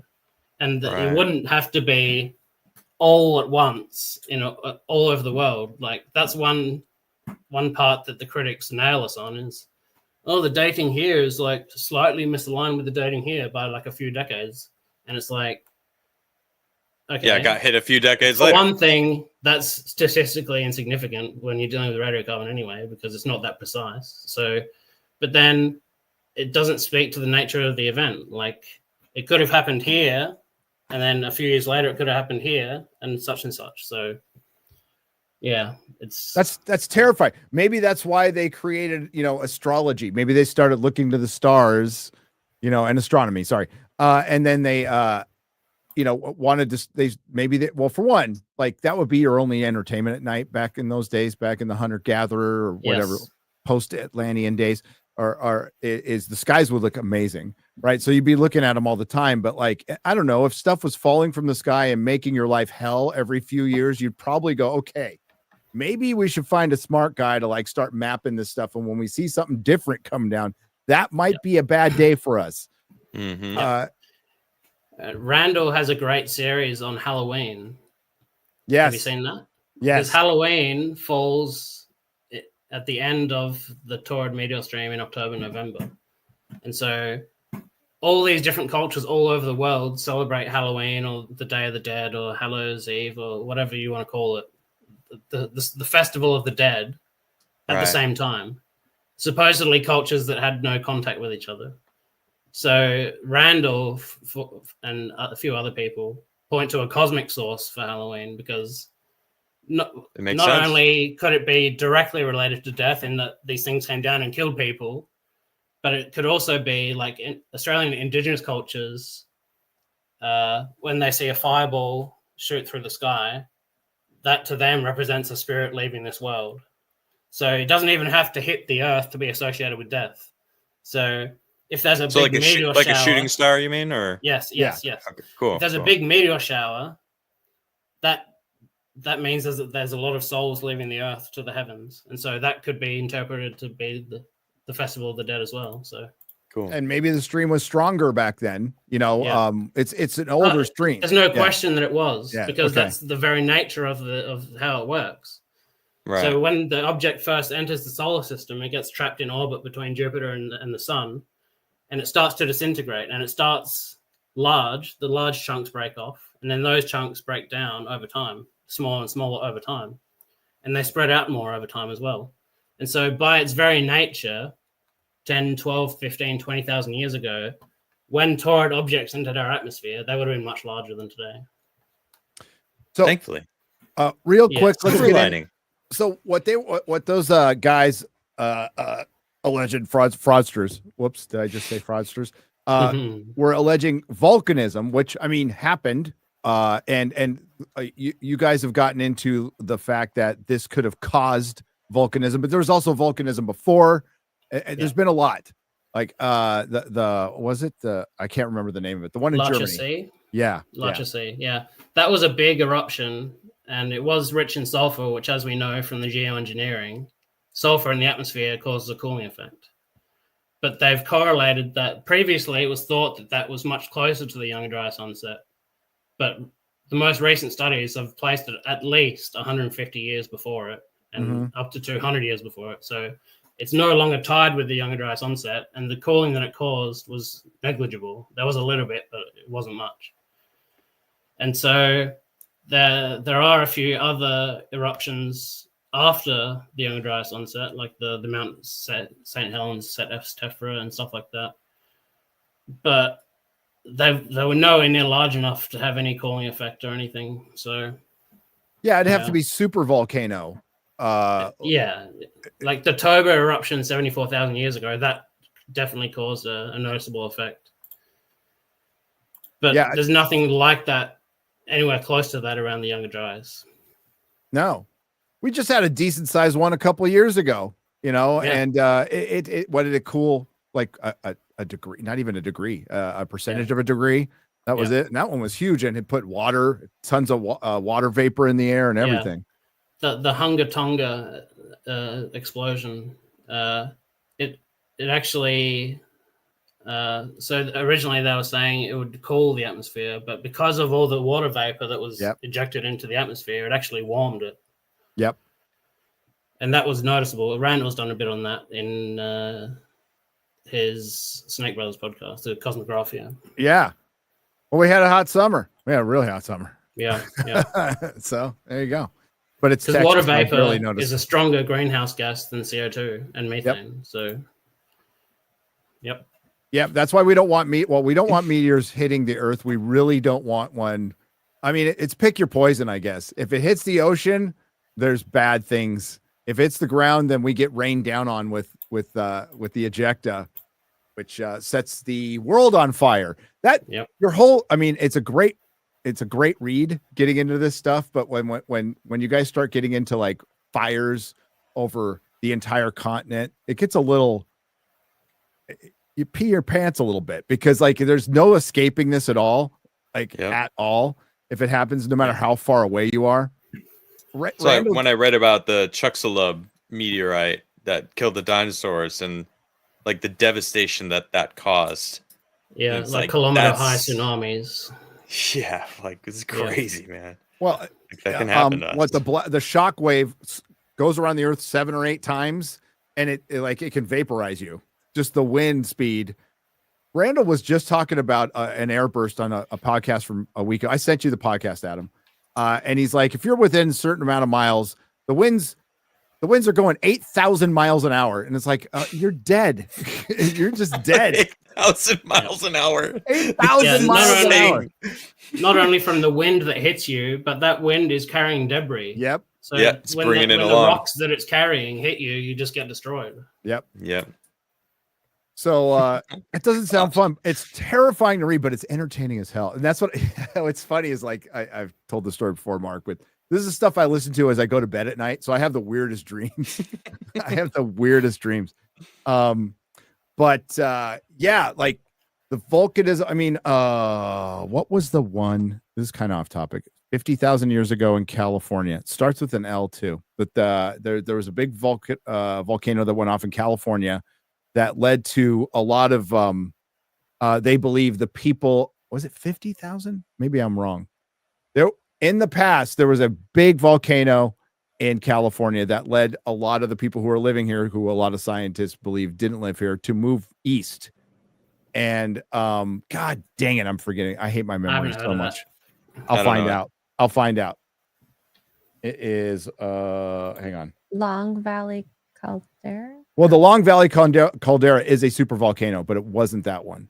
But there is a super volcano in California, by the way, just in case you wanted to know, that could go off just like Yellowstone. Well, Yellowstone, we don't have anything to worry about because it's releasing. It's not like a pressure cooker, isn't it? No, that's what I heard about Yellowstone. That it's actually, when they first discovered Yellowstone, they're like, "Holy crap! If this goes up, the whole world's done." But then they studied it more, and because it's constantly relieving pressure, as you say, it's not much of an issue. But if there were to be something that would prevent it from releasing pressure, that's when we'd need to worry. I think I got the years wrong. So if it stops farting, all right. Oh, wait. I think I was way off on those years, by the way. I think it was 5,000 years ago. Oh, okay. 5,000 years ago. Not 50. Just take away the zeros. I was just off a little bit, kind of like Snow White box office numbers. Couple zeros. I was off a little bit. So it was 5,000 years ago. It wasn't like a super volcano. It was just a volcano. Yeah. That forced whatever Native Americans were here to move east, and it created a lot of problems in the Ohio Valley and stuff, because a lot of people were getting into territory. But I was told everybody just got along back then, but I guess I was wrong. But yeah, the Long Valley one is so Mammoth Mountain is always kind of bubbling. And if you go to like Mono Lake, that's a caldera. That island in the middle is relatively new. It's been building up, and they've been predicting mammoth going off for a long time. There's a whole area just south, I believe, of Mono Lake, where they all the forest has died because of the gases coming up. So, and you can see it on if you go to Google Earth, you can see it. Like and you see all the little calderas. What's hard to see is the Long Valley caldera, but it's fucking big, and it comes out like this. It's like a V, but it's freaking huge. And if that's a bad day if that goes off too. But you don't hear about it as much as Yellowstone. I think it's more likely that would go off than Yellowstone. But like volcanism has certainly gone down over the years. Like it was going pretty hot in the West up until a few thousand years ago. There's a whole volcanic field in Mexico right near the Arizona border. I spend a lot of time on Google Earth. I'm sorry, but I do. That you could check out that has giant. It's really well preserved because it's in the middle of the desert. It just seems like it would have to be it would have to be like the traps of India or Siberia to end or to begin the Younger Dryas, and then and those were huge, and those were a long time ago, and the Earth just isn't doing that anymore, And there were trap-like eruptions on the Columbia Plateau 4 million years ago or something like that, which formed much of the California Plateau. Like there was big outpours of basalt that covered the whole landscape there. And that was relatively recently in terms of geologic time. Yeah. And that probably would have caused something climate-wise. I can't imagine why it wouldn't. But I mean, when I was a kid, and it could just be that I didn't pay attention back then, and I haven't looked at any data on this, but I never really heard about volcanic eruptions. And in the last decade or so, there's been multiple eruptions a year all over the world. So I don't know whether there's an uptick or whether it's just we hear about them more or because I'm interested in them now. But what you said before about it's been relatively quiet, I haven't seen the data, obviously. So I wonder if it has something to do with the magnetic pole shifting, because it is moving and it's moving faster. Yeah, if you go through Arizona, what I meant by in the Southwest United States, because there's a cone that you drive past on Interstate 8. You can kind of see it. That only went off like 1,500 years ago, so not that long ago. But we're not getting anything like at all. The only thing we have in Southern California is by the Salton Sea. There's the mud volcanoes, which is just gas coming up, but those things are there. But like since Mount St. Helens in America, there's been nothing. In Mexico, there's always a volcano going off. In South America, in Iceland and Iceland Hawaii is nuts. And all that. Yeah. But in America, no, it's been relatively quiet. But it used to not be, thousands of just geologically speaking, not that long ago. Yeah. There's La Brea in LA. Yeah, the La Brea tar pits, which interestingly enough are not in La Brea, but they're called the La Brea tar pit. Interesting. Yeah. I remember visiting those one time in the 90s, and just outside the tar pits, and they have this like grass area, and it was bubbling up there, like through the grass. You could still see like tar bubbling up. Wow. I don't know if they fixed that, but those are crazy too. Yeah, that's a freaking LA. That's in the middle of a major city. There was a study from the tar pits a couple of years back by O'Keefe et al. And they dated some megafauna remains from the tar pits. And what they found is that the vast majority of them died at the Young Dryas onset. Oh. And so the authors aren't affiliated at all with the Comet Research Group. And they claimed that essentially wildfire-driven climate is what killed the megafauna at the Young Dryas onset. And so all the critics came out and said, "Oh well, this disproves the Young Dryas," but actually, it's some of the strongest evidence for the Young Dryas onset. The impact hypothesis. The wildfires there. There was wildfires on the Catalina Islands at that time too, which is crazy research. But you should go there if you're in LA. Why would you want to go to LA though right now? Yeah, I mean, it's great diving. Hopefully, when I'm there in June, I'm hoping I can get up to the eastern states like Washington and Montana and do a geology tour up there, the megafloods and all that. Yeah. Oh, Montana. Yeah. I might be going to Montana. I won't be going in June. I'll be going in May. Mm-hmm. Going to look at something. Going to no comment. Going to take I know exactly where you're going. Yeah. I'm a little jealous. Going to take a peek at something. I can't say it out loud. I'll tell you in the private chat, Mark. But I mean, everybody's going to guess it, but I just can't say it out loud. With all the psychos out there these days, you can't give away your location in advance. Yeah. So let's get to super chats. And again, Mark, thank you for being here. It'd be great, dude. And I can't wait. Great conversation. It's my pleasure. Should have done this sooner. Like we talked about it 2 years ago. It was great hanging with you. I love Cosmic Summit. It's kind of like the one event I'm looking forward to the most. Definitely not Comic-Con. Jason JJJ has been a member for 4 months. He says, Narf.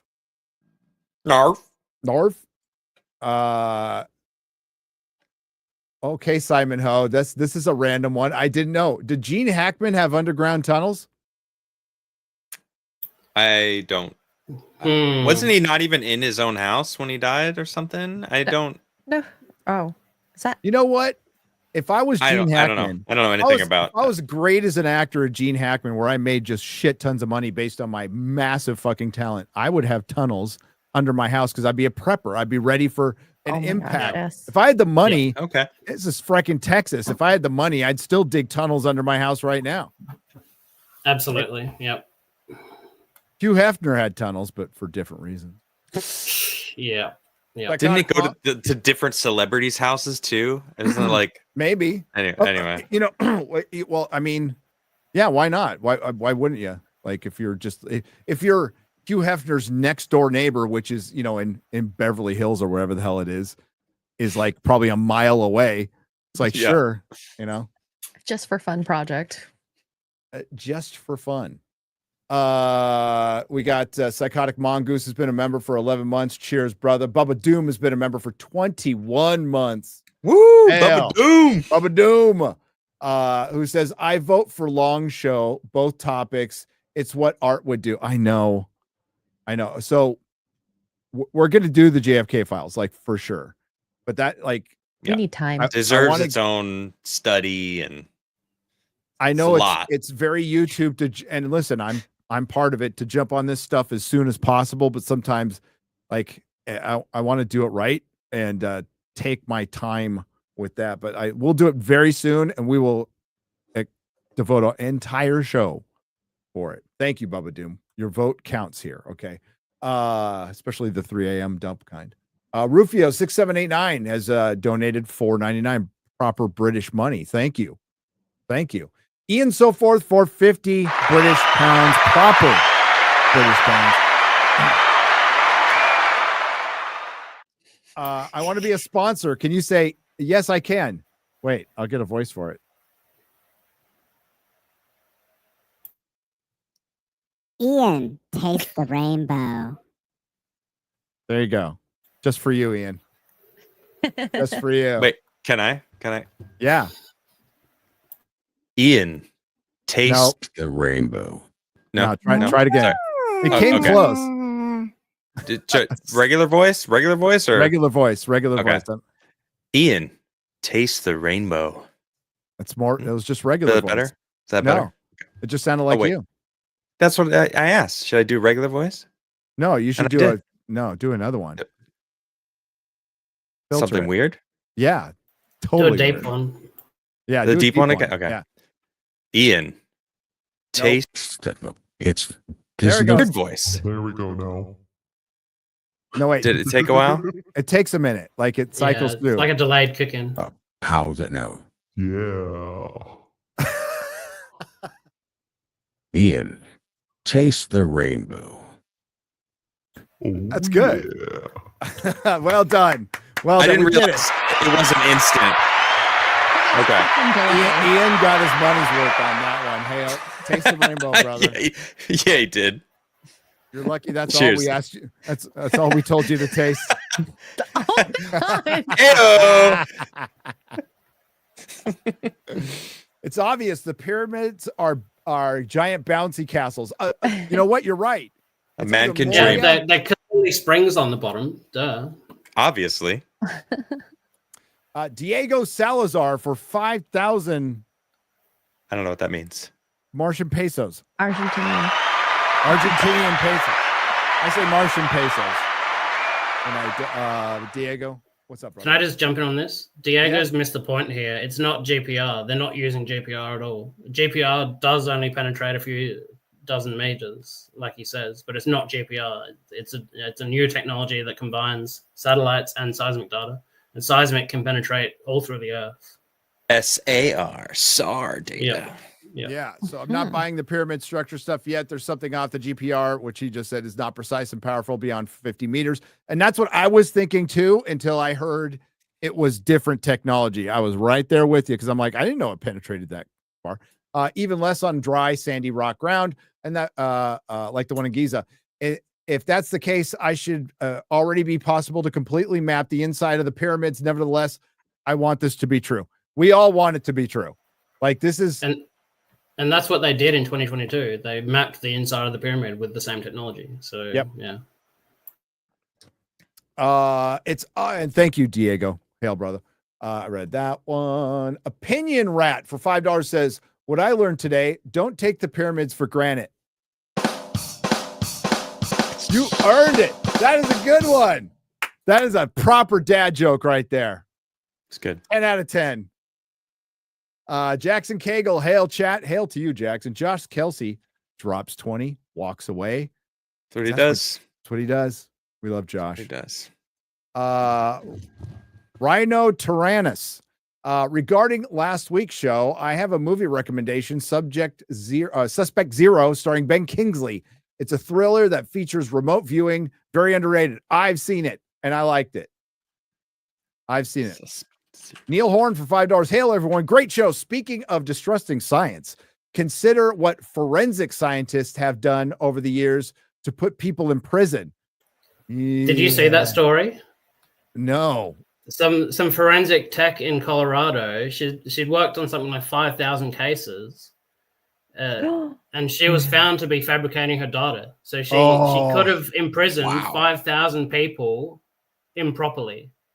Holy She shit. faked her data, and so they've gone back through all of her cases, and they might have to retry all of them now.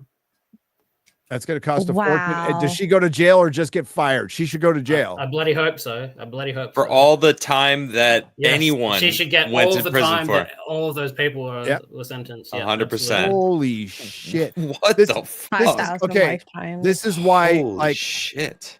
as much as I believe pedos belong belong on the wall and all that. This is why I'm against the death penalty.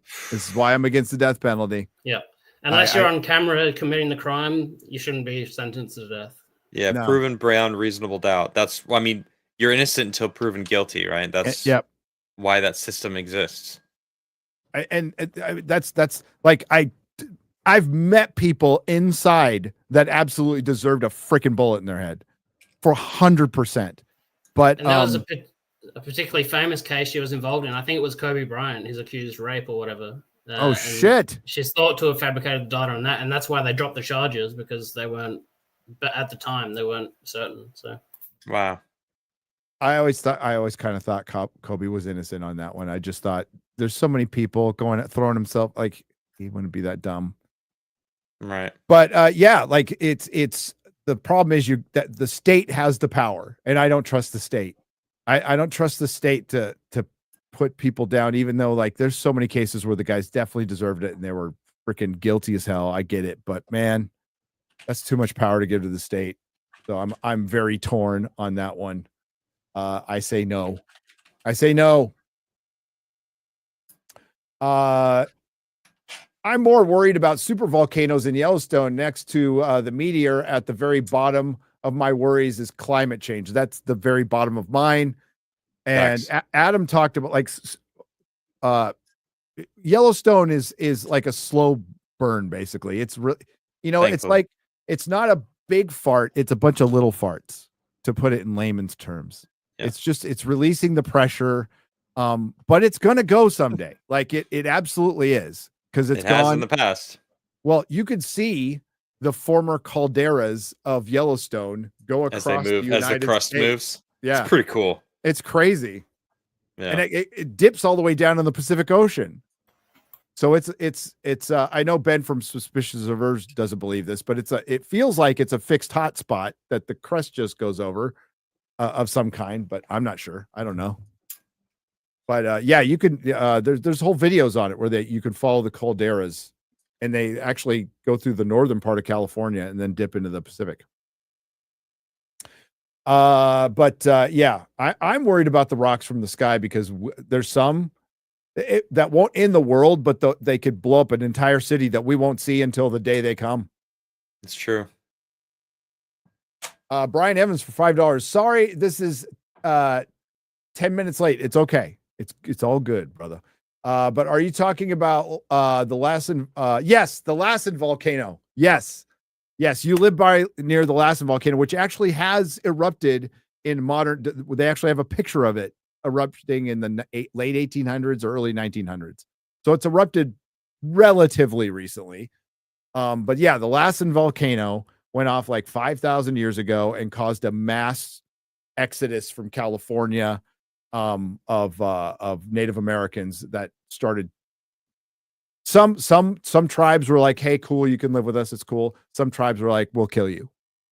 So it depends on where you went, but it caused a lot of problems in Mississippi and in the Ohio Valley and stuff. Someone else brought this up in chat. Can this be used to find oil? It is used to find oil. It is. Yeah. That's what Mark was saying. Seismic is used to find oil, and if this turns out to be a good method, then absolutely it can be used. Pimp Gary, yeah, that. No more Pimp Gary. The girls went home. They made me my money. I'm just kidding, X-Ray Girl. A little bit. Basil 578, member for 12 months. Hello, Gary, Adam, X-Ray Girl, and Mr. Young. Oh, you're all fucking formal to Mr. Young, but we're just nothing. Okay. I missed most of the episode. I will play it back later. Great topic. Hail to you all and the chat, and thank you for playing it back on the VOD. We appreciate that. It's also available on Spotify, Audible, Apple Music, wherever you find your favorite podcasts, and Rumble. It's not climate change. It's El Polar Global Climate Vortex Warming Change Nino. Exactly. Or El Nino. Freaking Californians, Mark. They drive me crazy. So I lived there most of my life.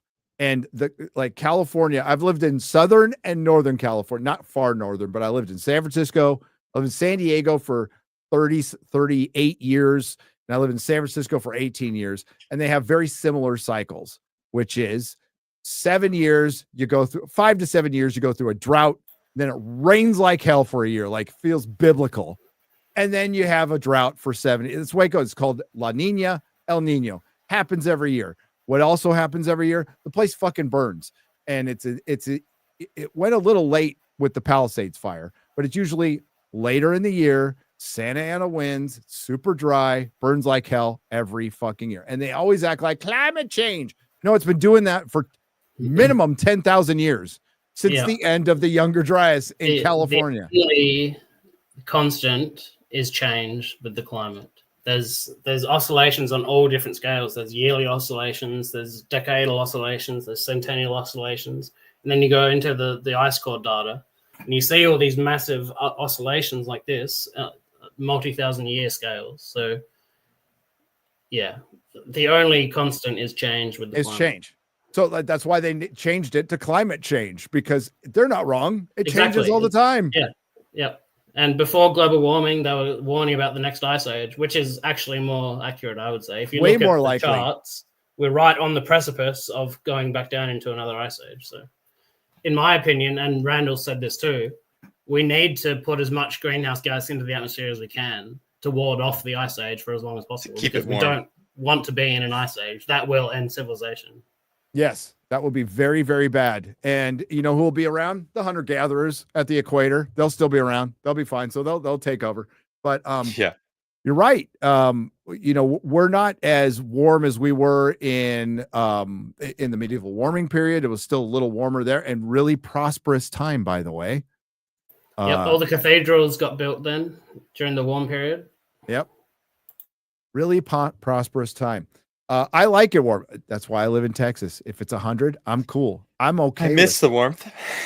Yeah, you know what? I just did that bullshit in Wisconsin, Mark, Not that where bad. it was, dude, it was 20. It was like the wind chill factor. It was 13 to 20 below zero.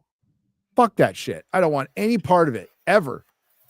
I'll take cold over warmth in terms of No, weather. I'll The take past warmth. couple of months here, we've had some days that are up to 120 in your weird temperature. In our- 43 degrees in our temperature. And you're on a 43. farm. That's not good for a farm. That's not. Yeah, good it's for it's Oh, actually too the hot. driest year in like 40 years on my island at the moment. So Oh no. Wow. Well, that Yeah. sucks. Well, hopefully the farm survives. And good for you for farming. Farming's awesome. Okay. We love farmers. It's a good skill to have. Dineska for 10. Yeah, it's a really good skill to have, especially if the ice age comes back. Get down towards that equator. Just my monthly. I want to be Gary when I grow up. Why? Super chat. We'll never meet since I'm not American. I'm from what's CP? Is that France? I'm from CP. Oh, CP. Czech Republic. No. Czech Rep- No. What's CP? What's I don't know. CP, chat? Chat. Help me. What's CP? It looks like the France flag, but I could be based on wrong. the name, it's probably somewhere in Europe. Okay. Daneska's in chat Well- saying France. Okay. I was just in France 2 years ago. Why didn't you come by and say hi? It was Paris. You could just easily find me there. I was just running around. We actually did run into somebody we know, which was Did you? weird. Yes. That's cool. Yes. Yes. We ran in and we went to the Louvre. Oh yeah. Yeah. But we're going back to Europe in September, late August, early September. We'll be in the UK. So maybe you can see us there. But I wish you the best, good sir. MAGA forever. R.I.P. Akira Toriyama. R.I.P. Akira Toriyama. Yes, I wish he'd finished Dragon Ball Super before he passed. Yeah. Look at that. See, Mark's a nerd. Like, he's a well-rounded nerd. He's a science nerd. I've and been a nerd following your nerd. channel since Gamergate, Gary. So yeah, I'm Sure. definitely a nerd. You are a nerd. Here we go. Did I miss it? What have I missed so far? Okay. I was just going off of a YouTube or no stream I'm having StreamYard. StreamYards. You could do it. Jose, I can do it, man. For $1 says, Mark, have you looked into the research that creationists have conducted on the younger Dryas? They are field experts, but they are attacked for using the Bible as a foundation for their work to the extent that some ask for their degrees to be revoked. I'm not sure exactly what he's referring to, but as far as I know, creationists only think the Earth's about 6,000 years old. So it doesn't make sense for a creationist to be studying something that's 13,000 years old. Right. That's my general response to that. I don't think someone's faith or religion or beliefs should factor into the work they do. You can't. It's a fallacy to attack people on that basis. The data needs to be criticized on the basis of the data, not for that person's other beliefs. 100%. All right, there you go. That's a great answer. And you know, I mean, as far as the world, it's not 6,000 years old, it just isn't. But I think there's a lot of people who are religious who don't look at it that way and are open-minded. And it wouldn't, you know, just like aliens, it wouldn't disprove your religion at all. At all. Southeastern Kaiju, a $1 rant, says, my 2 cents is that the pyramid story is to dismiss all claims of underground chambers. It's bogus story on purpose. I mean, there's always that case, like misinformation's misinformation.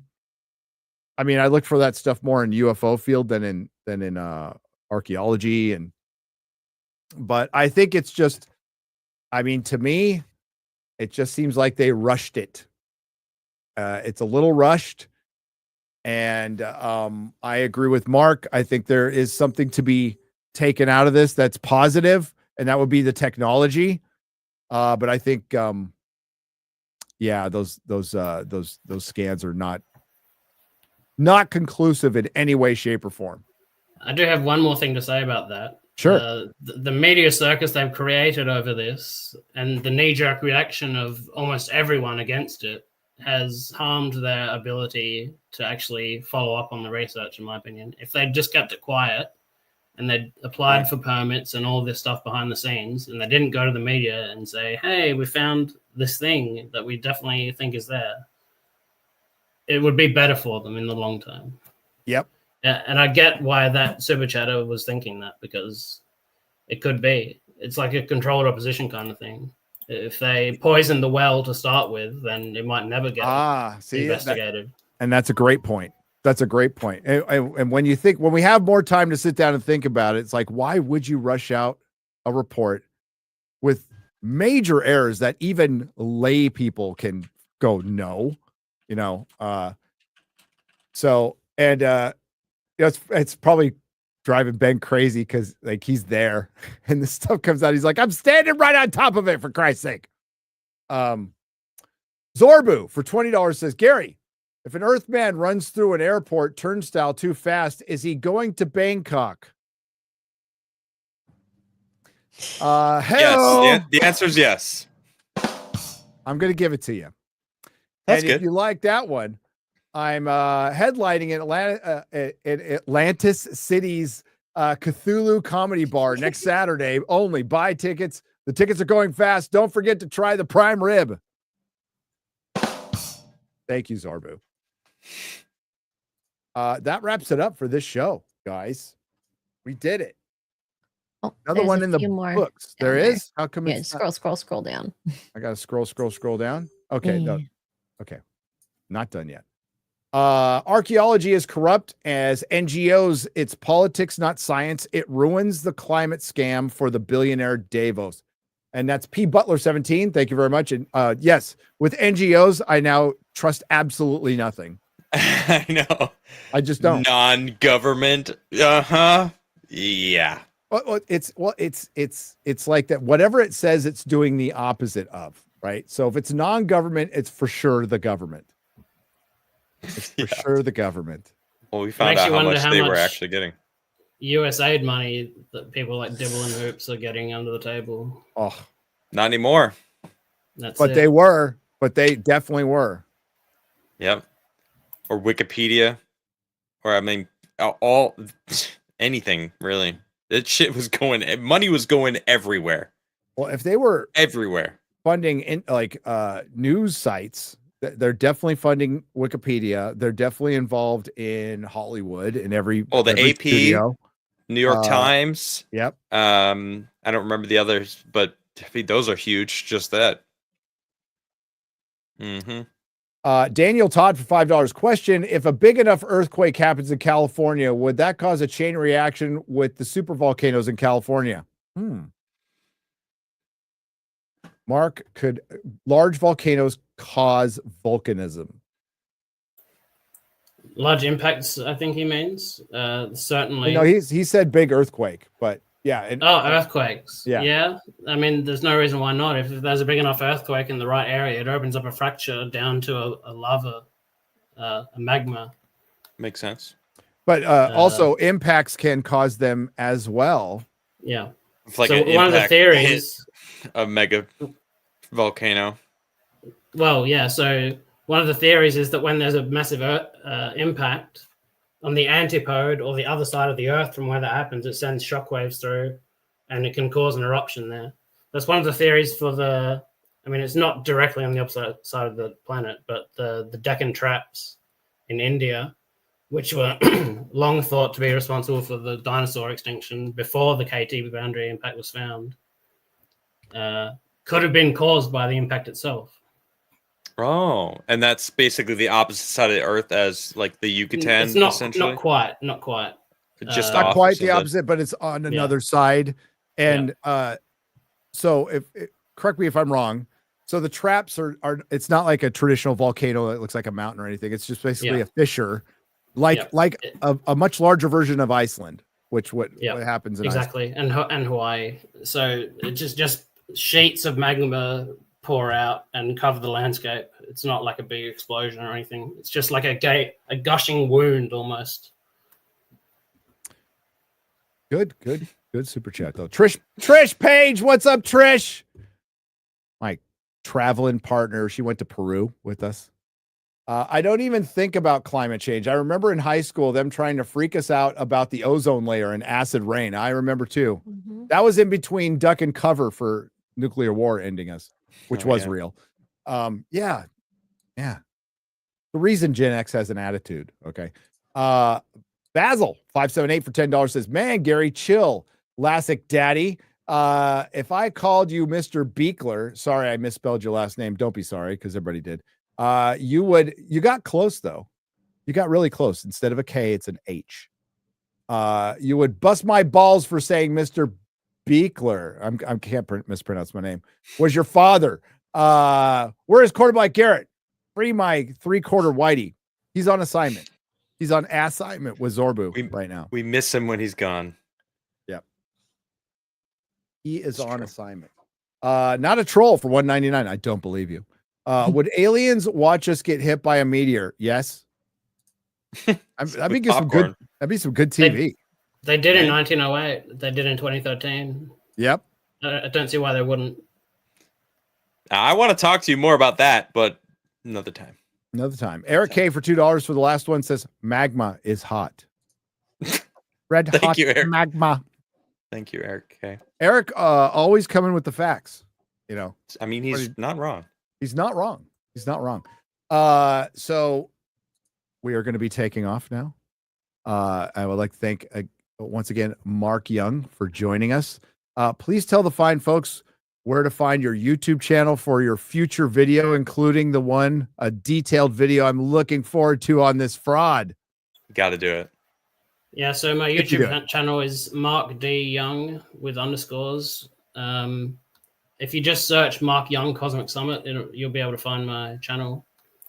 My Twitter is Marc Young 90 with underscores. And I've got a few articles on Graham Hancock's website.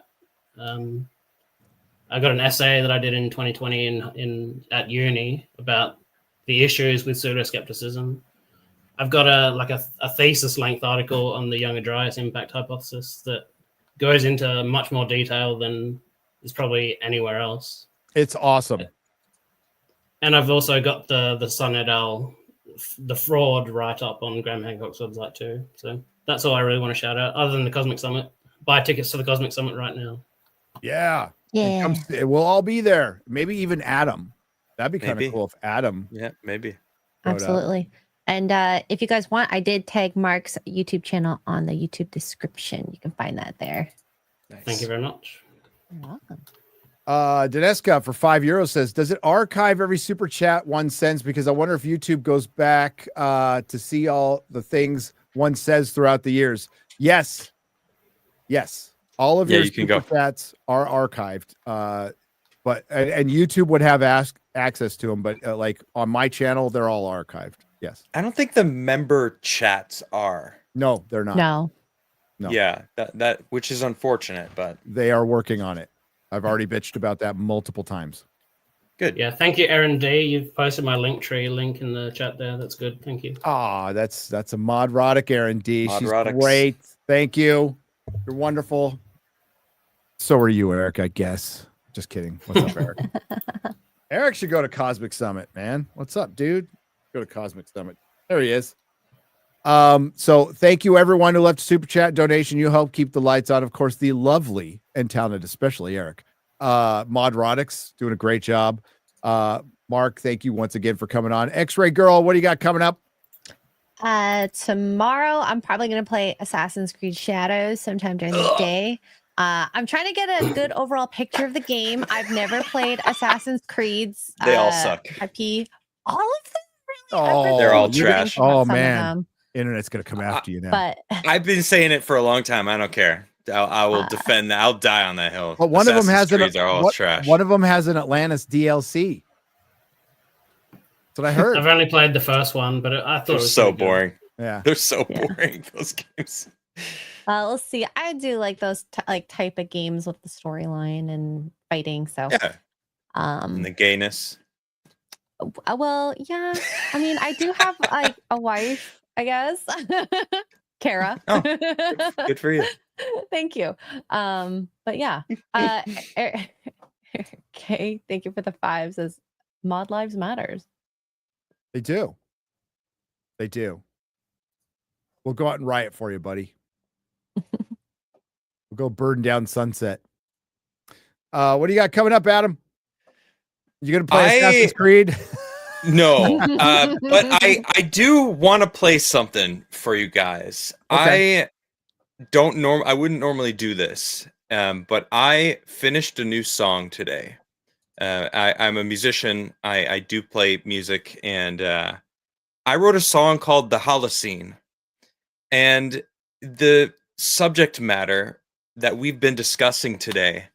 It just like the whole episode, I've just been smiling because there's lines in my song that we've discussed, and I'm so hyped. It's so cool that I just feel like, would you mind if I played a song right now for you guys? Mind, Yeah, chat? why don't you debut it here and you can play the outro? Well, the intro outro is too good. We can't. Yeah, we wouldn't rob. But, each other on that. It's called The Holocene, and it's kind of about them hiding the past, and it's interesting. I mean I don't it's okay. I don't mind if you say no. I'm just Go for it, dude. go for it. All right, I'm gonna play a song. Let me play a song. Adam's gonna play us out, Oh, everybody. here, we're I'm gonna play a song. How does that sound? Does that sound good? That's good. That's good. There. I meant to do this. Oh, this is nice. All right, cool. Ever since the Holocene, we've been stuck on our beliefs. With evidence we can't be swayed. We've survived the skin of our teeth. Ever alone, we've been told the pinnacle technological. Ever since the Holocene, human intentions are paved in gold. Why can't we escape the cycle of decline? Will the next calamity end humanity this time? Because ever since the Holocene, we've been fighting over religion, over gods that can't be seen. Is it faith or indoctrination? Never known. We've been told a moral code, ideological. But ever since the Holocene, human intentions are paved in gold. Why can't we escape this cycle of decline? Will the next calamity end humanity this time? Because ever since the Holocene, some are lost, others deceived. Is history truly set in stone? Reality must discern alone. Never known. We've been told time unfolds, yet it's not cyclical. Ever since the Holocene, human intentions are paved in gold. Why can't we escape this cycle of decline? Will the next calamity end humanity next time? That's it. There you go. The Holocene. Beautiful. I just finished it today. It's really new, but I'm really proud of it and really excited. And it just felt like it fit the subject matter. So thank you Hell for yeah. humoring me. Oh, thanks, Adam. It's Appreciate awesome. that. You're Thank a you, guys. musician. I I will do. never play music on this ever. Because No. nobody wants to start bass. I want to hear you play some bass. Maybe privately sometime. Okay. All right. Yeah, that was great, dude. That was great. Thanks for doing Thanks. that. Thanks, guys. Thank you, Mark, again. Thanks to everybody in the chat, all you lurkers out there, everyone. And we'll see you next week. Don't forget Cosmic Summit. Links are in the description. If you can make it. If you can't, of course, you can watch it. I believe it's HowTube, and you can watch it over there. Thank you, Rumble. And we will see you next time. Bye. Thanks, Adam.